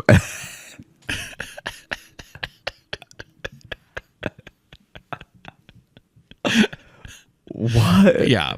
Okay. They also, I can't believe they told me this because again, I'm like 11. Mm-hmm. And I know they got to tell the risks, but like tell my parents, don't tell me. I'm a kid. What am I going to do except for freak out? But they straight up told me that one of the teeth they were taking out was next to an artery. And they're like, yeah, if we hit that, that'll be really bad. And I'm like, why would you, even as a kid, I was like, why tell me that? I can't do anything. There's no papers for me to sign. I'm 11. Like, what are you doing? But it was fine. But then I had to get braces and to sort out the remaining teeth. Yeah, they And, just to fence them up to put them in line. No more parties. Yeah. Fun's over. Okay. and like braces really helped. Made my teeth way better because like I had like some like my back teeth like weren't touching right. Like my mouth was messed up as a little kid. I don't like really remember it, but when I think of the reason why I had the surgery, I'm like, man, my teeth must have been screwed. I just think about your teeth clapping. I think I had teeth coming in behind like other teeth Yeah, on that's like what one I of my mean. rows. It's like yeah. your teeth were trying to take a family photo. And Trying to find their window. they were oh. It was like I had two sets of adult teeth coming in. Like I just because these were all my adult teeth coming in. These weren't baby teeth still. Okay. This is the darkest scenario. You may need to cut this. Okay. Do you know Yeah. if maybe Yeah. you're a twin?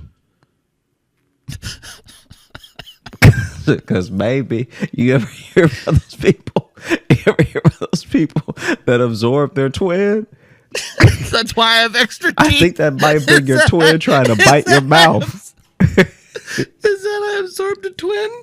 It's possible. There are twins on both sides of my family. Yeah, I think that maybe you're a twin, and that's the They're supposed to twin be was four just Nielsen boys, but trying to bite. You know what I mean? Like was trying to like, hey, I'm here too. Listen, I've always been a performer. I don't like to share the spotlight. So. Yeah. So you went ahead and sucked up all the nutrients. Give me them teeth.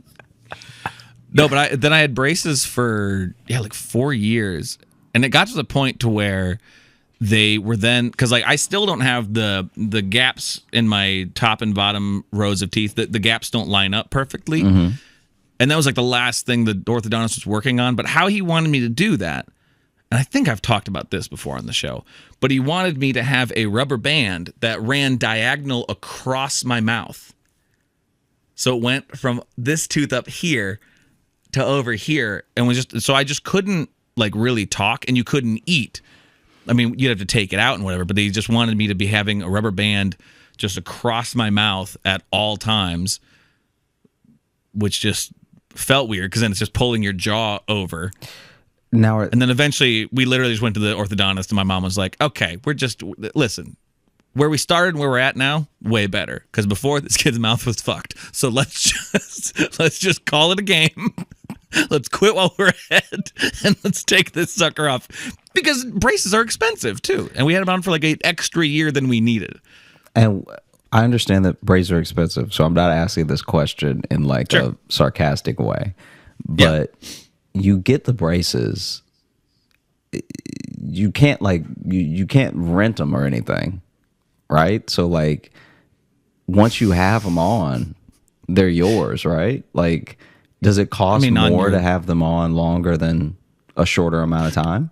The upkeep to go and have them because you have to get them tightened all the time. You have to replace the rubber bands. I mean, now I think braces, even just in the time since I've had them, have gotten way more simpler, but because they glue them onto your teeth and stuff too. So the way they take them off is they just break them. I heard that. I heard about they just that. go. That was an uncomfortable experience. They just go in and they just basically twist them all and just pop them off your teeth, which seems like, I don't know, seems like a real goal line stand by the teeth at that. You know what I mean? How's the glue like, hey, fare? How's the glue fare when they pop them off? Just snaps. Just cracks off like the way they do it. I think they did something to like weaken it, but then they just have to like pop them all off because I had all the old metal brackets. Like now I think kids have them slightly different. Mm-hmm. My dad, when he was a kid, that was when they used to have to individually put a metal thing around every tooth. I remember when I was in high school, I think I only ever met 2 kids who had headgear because headgear was going out of style. Like we finally advanced past headgear. Yeah. They kind of learned how to do it in mouth. But it's so funny to think that they used to be like, there's no way to fix your teeth without the back of your head having something to do with it.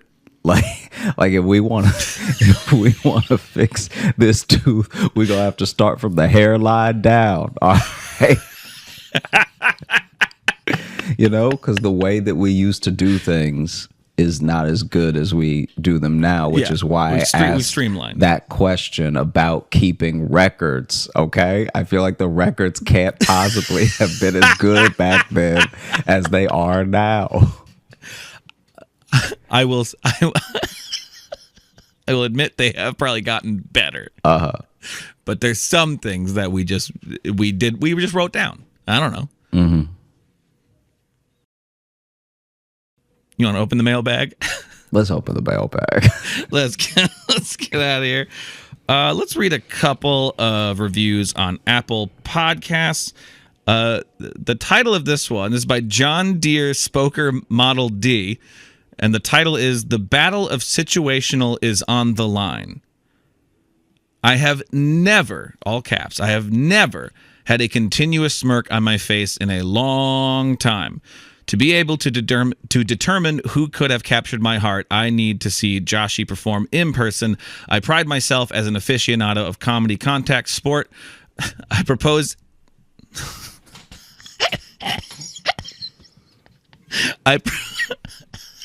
I propose a cage match between Paula Poundstone and Josh Johnson.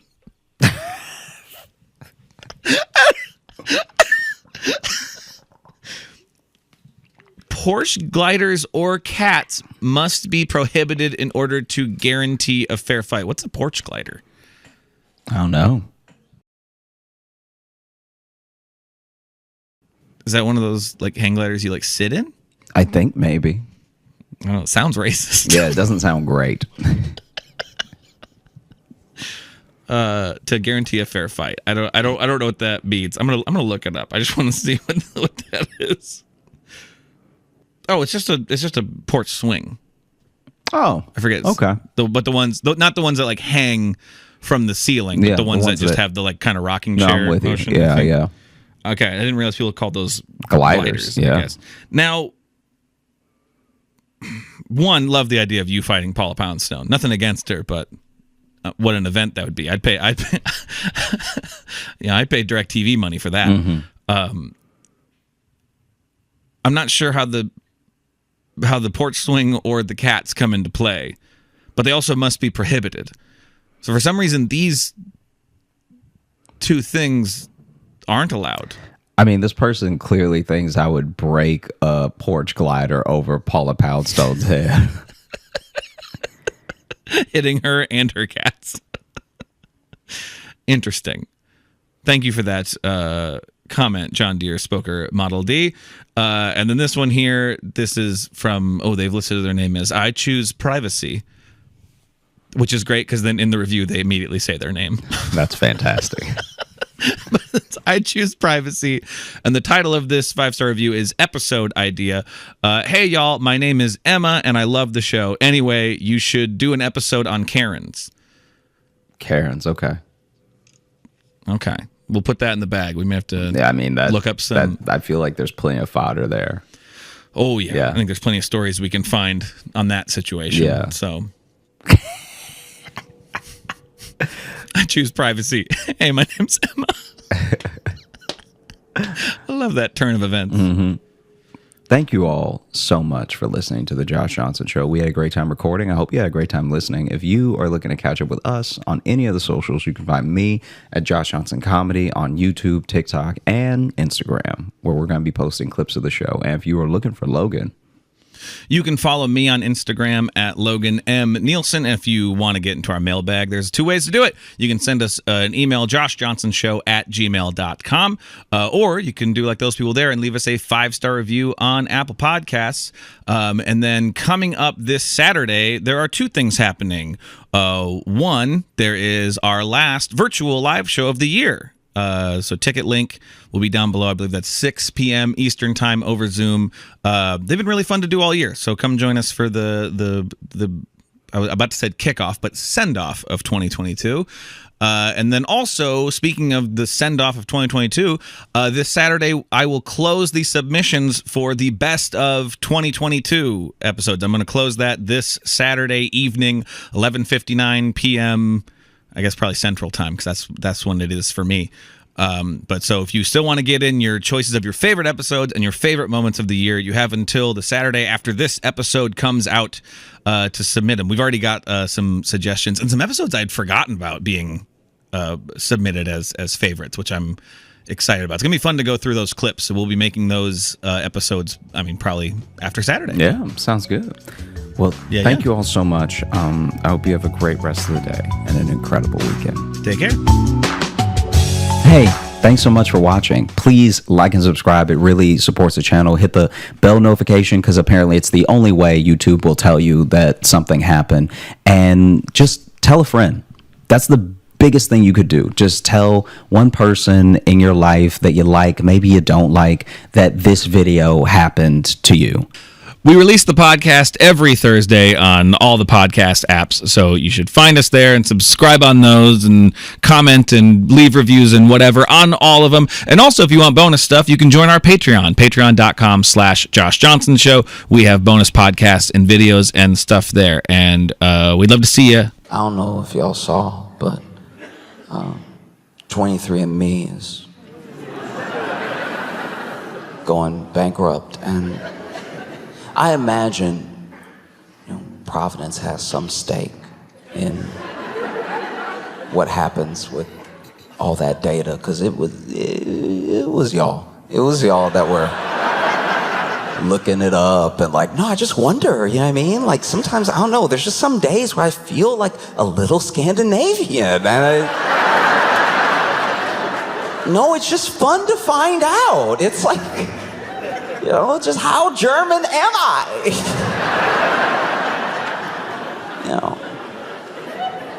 And you get those percentage breakdowns and stuff.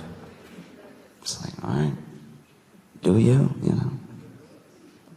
I don't know. I wonder. I truly wonder. I knew they had some black people in the commercials, but I do wonder how many of us it was.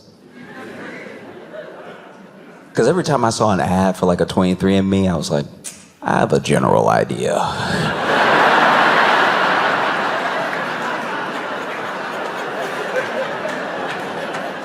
Nah, I don't need to be sad today. I would rather not. What are you gonna do? What are you gonna do? And send me a back. Send me a PDF that says, slavery.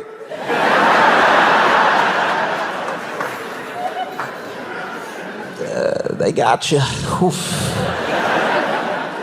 No, I was good. And one of the reasons that was good is that early on, like I'm finally vindicated where I can say this and not seem crazy, because even at best, if my thing is like wrong, it still wasn't the best business plan, so they're going to, so I don't look as, because my friends looked at me like I was out of my mind. I had so many friends, all white. I had so many friends doing 23andMe, and I was like, don't do it! And because I was a truther. I was like, look at what the company is doing, and look at what they're researching. Yeah, there are so many of these like heritage companies that are also putting money into pharmaceutical industry, and it's just to figure out how much of something people get when they're a certain lineage, invest in those drugs, expecting that thing to finally pop up one day. And people were like, that's so paranoid. And I was like, yeah. Paranoid is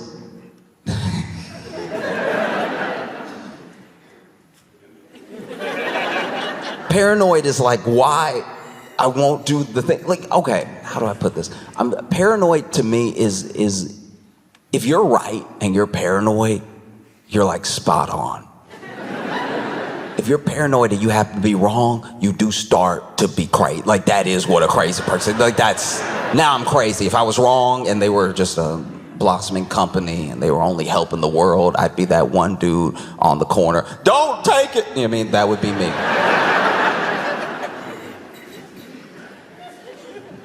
But look, all I'm saying is I told so many people, I was like, hey, you don't need to know. You made it through.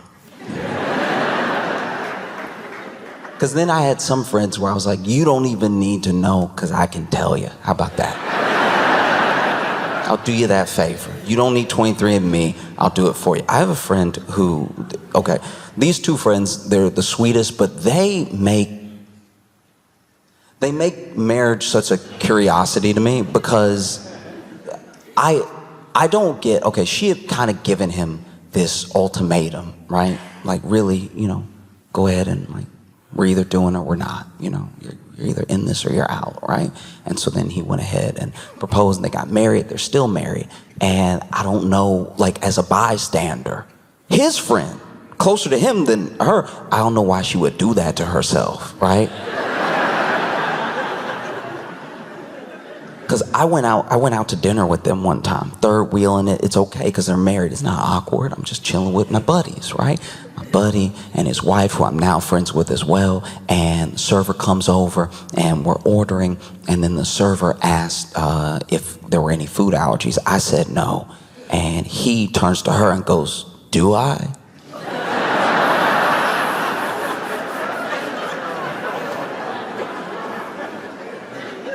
Do I have any food allergies? And she answered. She was like, yeah, shellfish. He was about to order the lobster bucket. And I was like, how is it worth keeping him alive like this?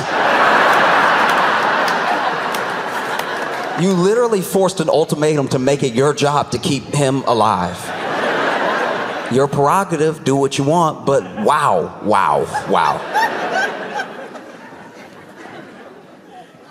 You ever been driving and then you see like an animal on the side of the road and you're like, oh, we have to do something. Someone might hit that animal, and so then you stop the car and you catch it and you put it in the back seat and you take it to like a local shelter or something, and they're like, hey, so sorry, we're really overrun. So then you take it home and it sort of becomes your dog over time, and you love it and you take care of it and you keep it alive. And that is exactly what she did with my friend.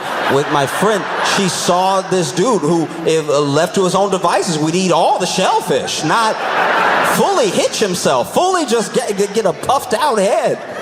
And she was like, no, I need to not only stop that from happening, I need to make him my entire responsibility. And so when she was like, yeah, shellfish, and he was like, oh, right.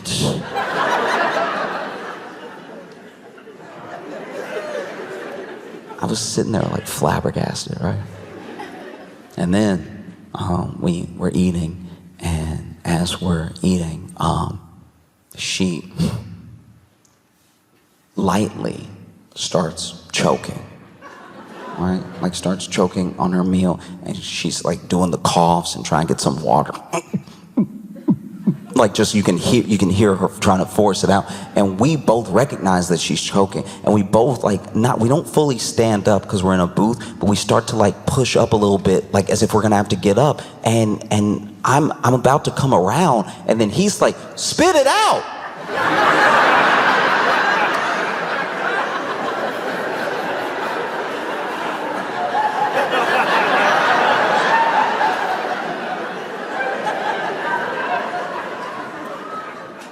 Sir, what do you think her plan is?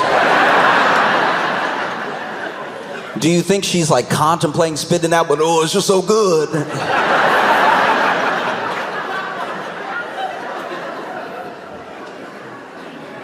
I bring up this entire thing because he did a 23andMe. And I was like, bro, I can tell you right now, all right? You're half jackass. You're a quarter dumbass. And you're another quarter ass. He has a very big butt. He is thick.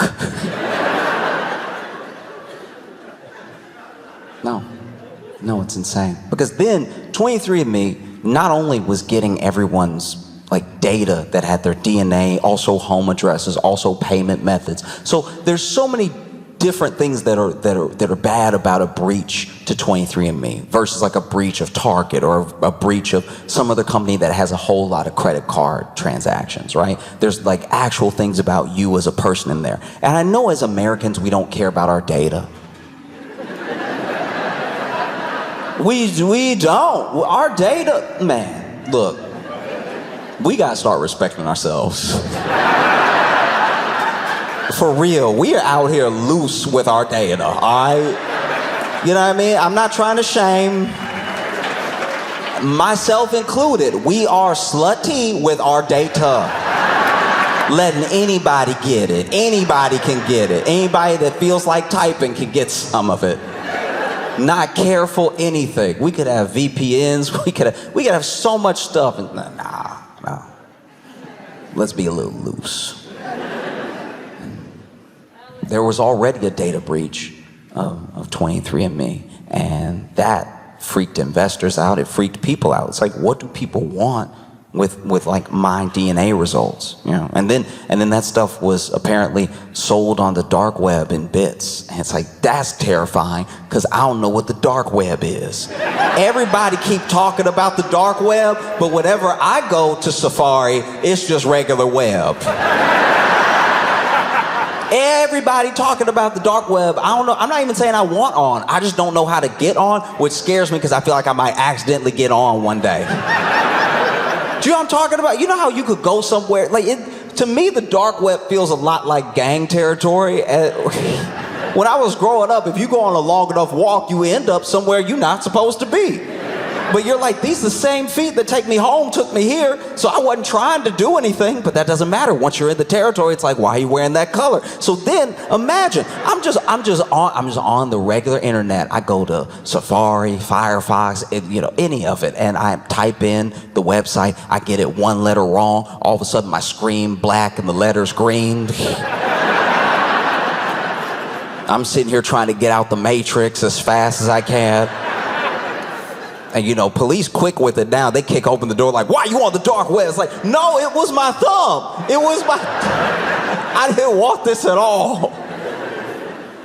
So yeah, apparently a bunch of our data, a bunch of our like DNA results are already on the dark web, which is insane.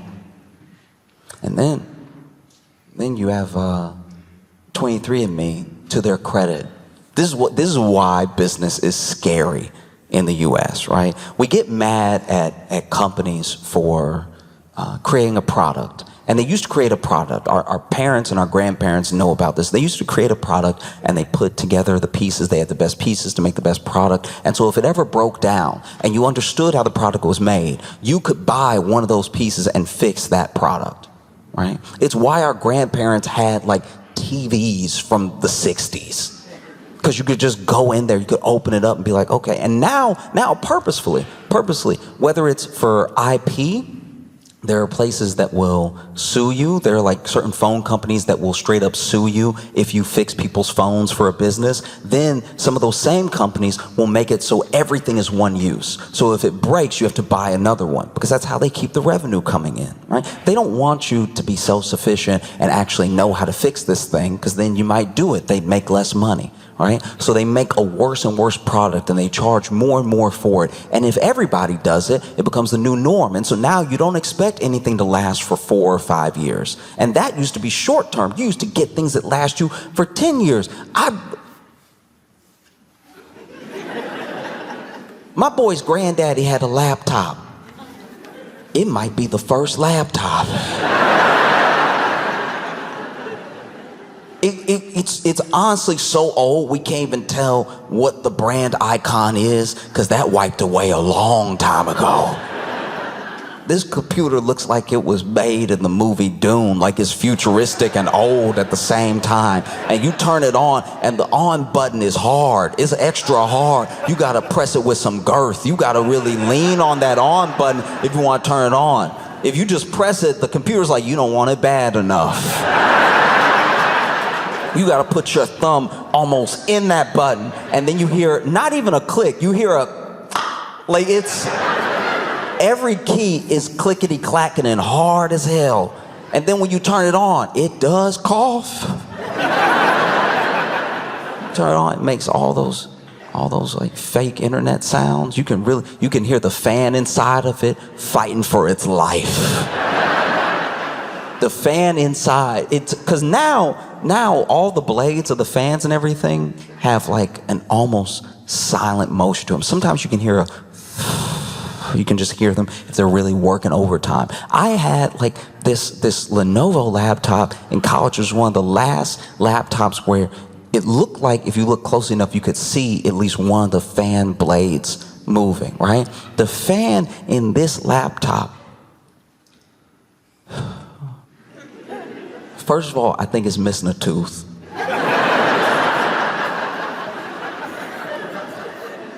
Cause it's trying, it's coughing and it's trying, and you can hear it.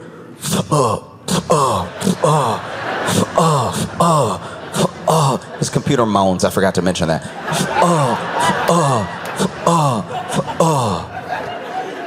And then if you want to turn on Wi-Fi, there's nothing clickable. You want Wi-Fi? You got to hit that switch. You got to slide a switch at the front of the computer. And then you get a little stick with the little edges on the side. Beep, beep, beep, beep, beep, beep, beep, beep, beep, you know. This laptop got everything but an antenna. And his granddad knew computers, or at least he knew computers well enough back when computers first came out, like first computer, just little 0, little 1. He had it on lock. And so he fixed his laptop over and over and over again for years, to the point where even now it'll turn on. You gotta press extra hard, you really gotta lean your body over it, but it'll turn on. And that day is gone. We're not in that anymore. We're in the world of tech companies putting out their products and soldering it to make sure that if you open it, you destroy it, right? And 23andMe, to their credit, they came up with a good product. They came up with a very good product. The problem was you only needed it once. And so that was pretty much their undoing. Some people are gonna say it was marketing, some people are gonna say it was general business plan. No, the thing that 23andMe did that was wrong in today's America was making a good product. People only needed it once and then they could forget about it. And they tried the subscription thing, they tried it, and people, even my white friends were like, no, I got it. I mean, you said 45% Scandinavian, I'm gonna take your word for it. I don't need to keep spitting in cups and sending them to you. That was the other thing I didn't trust. You know what I mean? Like, you just spit in a cup and mail it. Nah. Admittedly, that was a black thing for me. I was like, I'm not just gonna put my DNA out there for someone to have in case. Imagine now your mailman a murderer. He see that 23andMe package, he's like, this'll do nicely.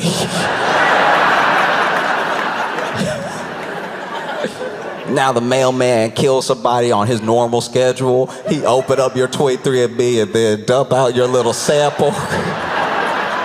See, they did it, right? And you can tell they did because they kissed him on the forehead right after.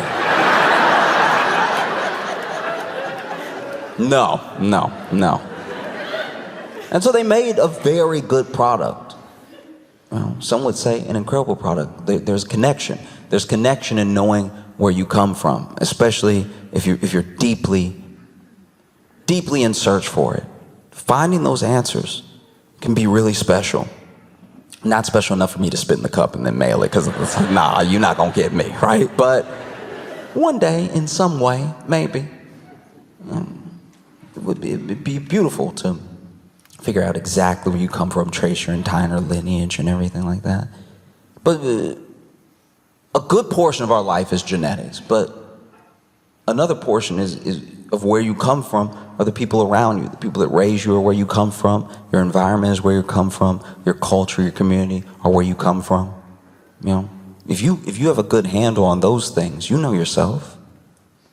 All the rest of the stuff is just gravy, you know? Because they tried to do these like home diagnostics, and that was a very bad idea. They were incredibly inaccurate, so people were either thinking they were in the clear or worrying for no reason, because you would do the 23andMe, and if you did the like pro premium package with the home diagnostic stuff, they'd send your sample back. They give you a PDF being like, yeah, you got diabetes. And then you would be like, are you sure? And they would say, no, I truly have no idea. That's the other reason I didn't do it. Not only am I like, no, I'm not gonna get my DNA out. What if you're a murderer? I also don't want to worry for no reason. Now, imagine somebody sending you something in the mail that's like, it's bad. It's bad, it's very bad. I'm not sure. Don't take my word for it, but it is pretty bad. I already have people in my life to do that. Truly, I already have people in my life giving me horrific medical advice. Just some of the worst stuff you've ever heard in your entire life. I have a friend who doesn't eat vegetables. Doesn't eat vegetables because he doesn't want to eat anything too phallic.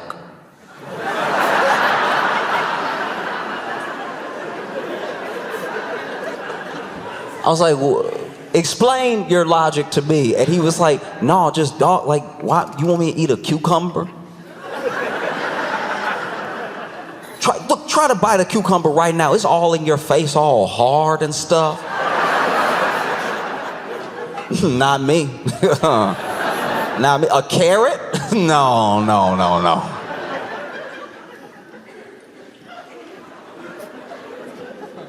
I was like, you could chop it up. That's what they do. Do you think in a salad that they just lay the whole thing down?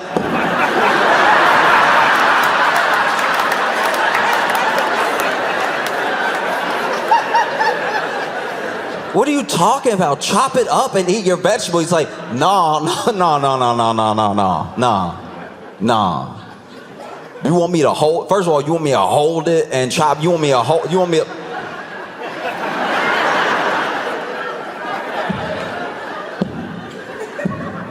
No. That might give me nightmares, dog. I'm like, all right, yeah, be deficient in everything then. Just walk around needing a nap twice a day. That's on you. Horrific medical advice.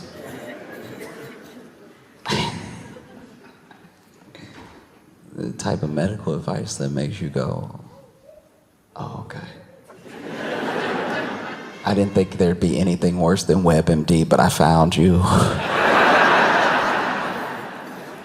So they were doing these home diagnostic tests and everything, and they were sending people stuff back being like, yeah, you got a bunch of like heart stuff in your family. And then they would act accordingly. They'd go to their doctor, they'd run a bunch of tests. And if they were lucky, that was like incorrect, you know? Or sometimes they would miss whole things, you know? They'd be like, nah, you good. You good. In fact, your blood pressure low. You might want to get something salty right now. No, hit that pork chop right quick. You have the pork chop, all of a sudden you dizzy. Why is my whole left side hurt? And so now that they're going bankrupt, there are people that are looking to buy it. And some of those people are like potentially insurers, which is terrifying. Is everything that I told people not to do when they were on the up and up. I'm like, hey, so now an insurance company is gonna buy your DNA and then not let you do any claims, because they're like, no, we know you sick, dog. We saw the 23andMe. You know, because you do a 23andMe of a corporation, they are 100% devil. Also somehow 100% efficient. No, it sucks. I look at where I come from And like I said, it's from the people who raised me, people who put me together, or what I'm made up of. Like, there are people in my life that I was very fortunate to meet young who were much older, so they had a lot of wisdom to pass down. I remember there was this woman who would she'd just drop gems on me every now and again, out of nowhere, right?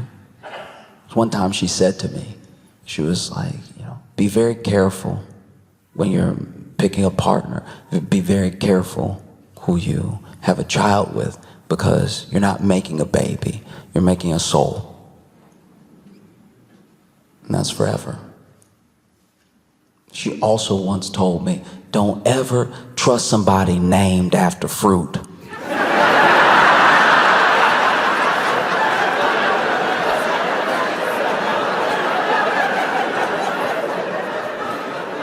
And I was like, what? And she was like, seriously, if somebody comes in your life named Clementine, she a hoe, all right?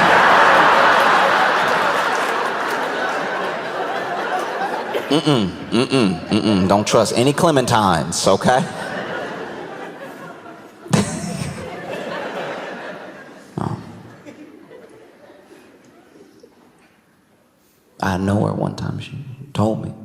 We were just sitting, and she was saying this about people, but she was like, when you finally see yourself the way that the people that love you see you, what a wonderful world that'll be. That's all the world's missing. It's people that see themselves the way that the people that love them see them. Truly, like, there's, in everything that people do and everything we search for, we try to find it in all these other places, but there's a level of acceptance that other people have for us, and sometimes we reject it or we think we don't deserve it. But if we could see ourselves, you wish it. You wish it on people when they're battling addiction and depression. You wish, it's like, oh, I just want you to see yourself the way I see you. If you saw yourself the way that I see you, you wouldn't feel this way about yourself. You know? She also once told me never get in an argument with a woman and then eat the pie she makes after that argument.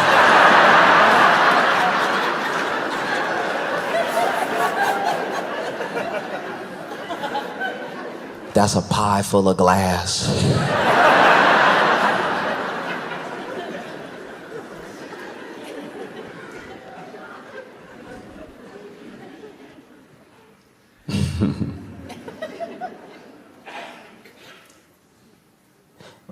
One time she told me, I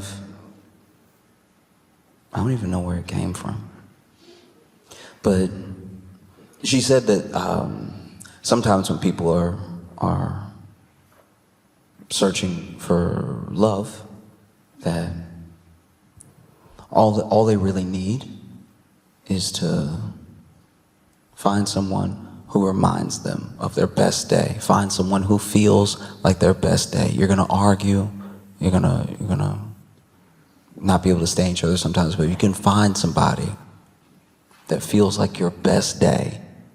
You won't always be happy, but you'll be like really in love. She was like, you find someone who feels like the best day that you've ever had.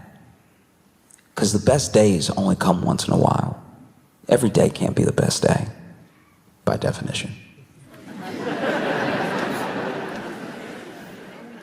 But if you find somebody that feels like your best day, you found a truly good life. She also told me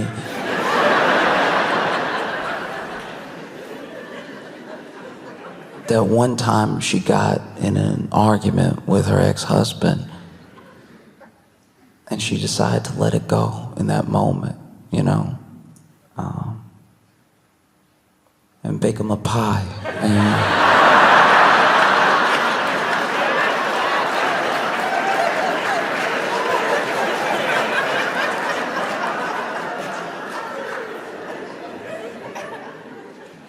wasn't my best day.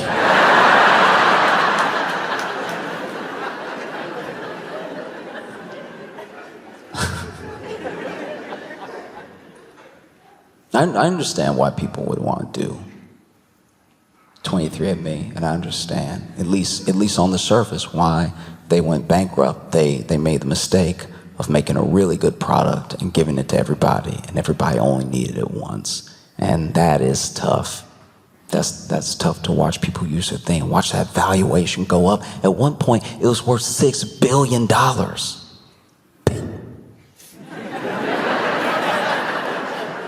Billion. $6 billion. That's crazy. And then, they started dropping off left and right. People were like, oh, I'm not going to renew their subscription.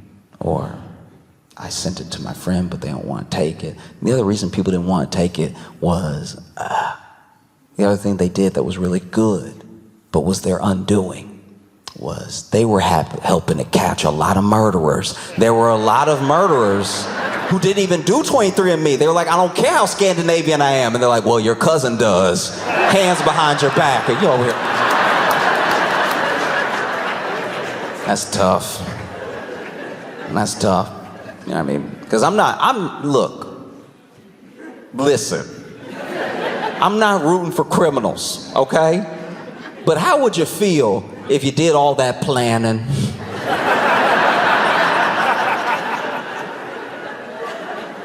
Do you know what I mean? You do all that planning, you rob a bank, you make it out scot-free. They're gonna make a movie about this one day and not know how to end it. You made it off scot-free, didn't kill anybody, very low charges if they catch you, just brandishing a weapon. Get on the ground, took all the money and stuff like that. Haven't even spent it yet. And then one day, it's very quiet.